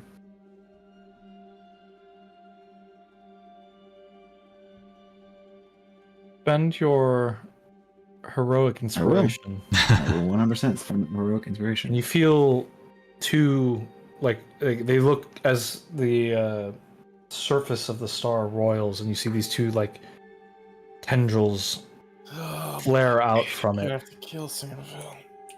They look like You guys are they're racing for corrupted. It costs you all over again. they look like they reach out toward you. Do you reach back, or do you? I just spread my arms like openly so they can just grasp and drag it It away. doesn't quite like lash at you or anything, but it just sort of like infused, like it just like moves towards you in a wave, almost like a solar flare would. Like just like it just exudes this energy. And you feel a where is your Lathander tattoo? I mean, I have tattoos across my body, but the biggest one's across my chest. Well, I know you have tattoos across your body. Are they all Lathander based? Mostly will be religious tattoos, but the most prominent one is the chest tattoo, Gotcha. which is like a just huge symbol of Lathander. Right.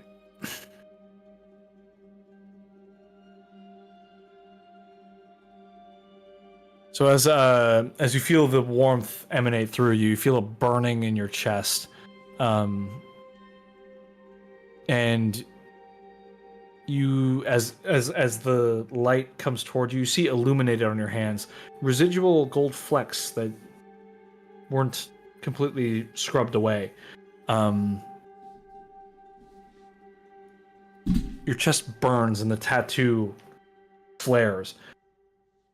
Lathander's symbol being like a half sun, a rising sun. This one you just see a full. It loses the landscape, but just becomes a full sun on your tattoo body. changes. Mm-hmm. What about the scar? The cut, rather. It's not a scar yet. Ah, well, that cut heals over immediately. There you go.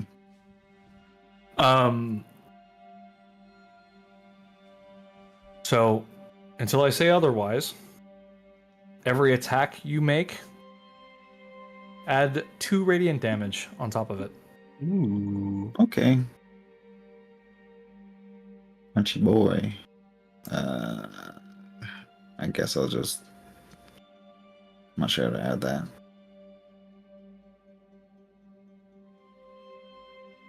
Make a note of it somewhere, at least. But you can see like this, like it's almost like you just push your hands through gold dust, and it's like flecked over your gauntlets. You have gauntlets of fire giant strength or something like that, right?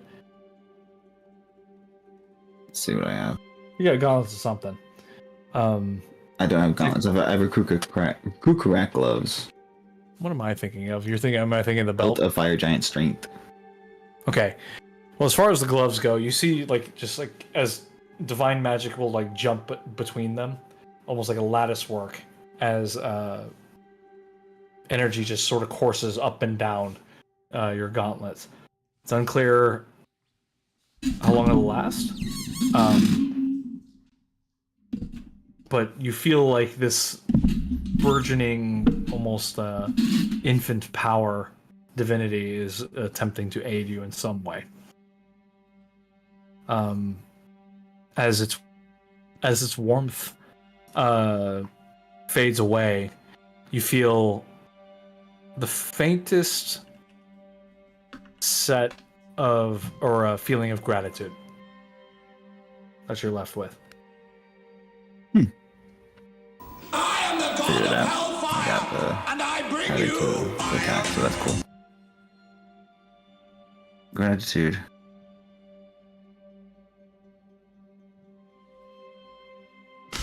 And I'll, recoil from what just transpired, regain composure, and turn to the rest of the party and say, We're done here.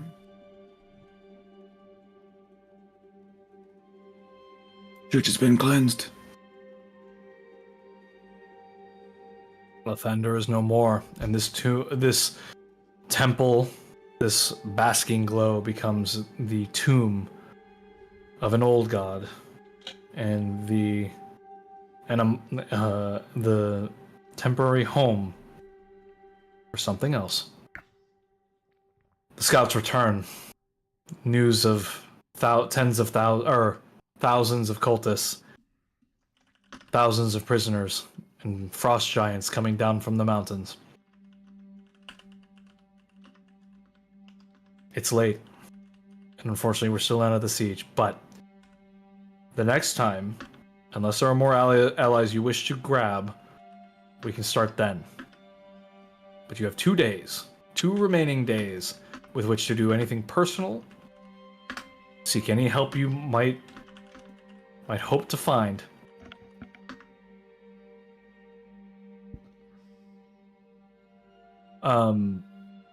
So as far as reinforcements and units you've got Scuds, Paladins, and Clerics. I'll allow for a contingent of Helms, Clerics, and Paladins. You've got a group of Blue Flame Lathanders, Acolytes. What else? I will say you have one option for a targeted trebuchet attack. And then should you wish it, there are the options for Alchemy Fire. Because I know that was something you guys had discussed previously of having Dangle Pangle develop. Yeah. You have the option of developing this Divine Star into something weaponized. But there are still options.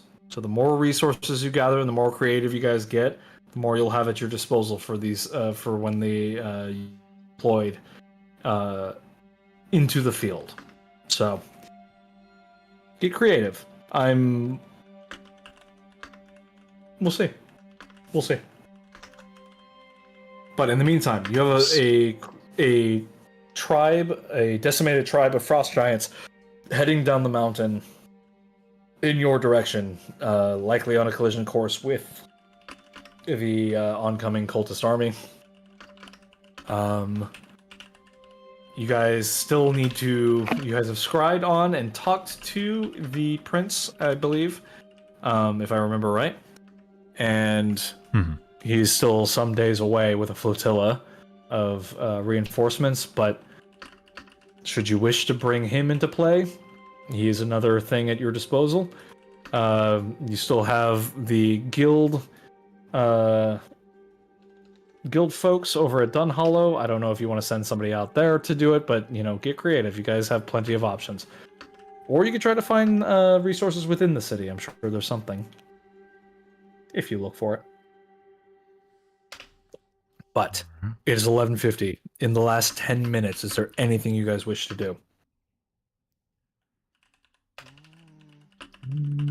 I think I'm good.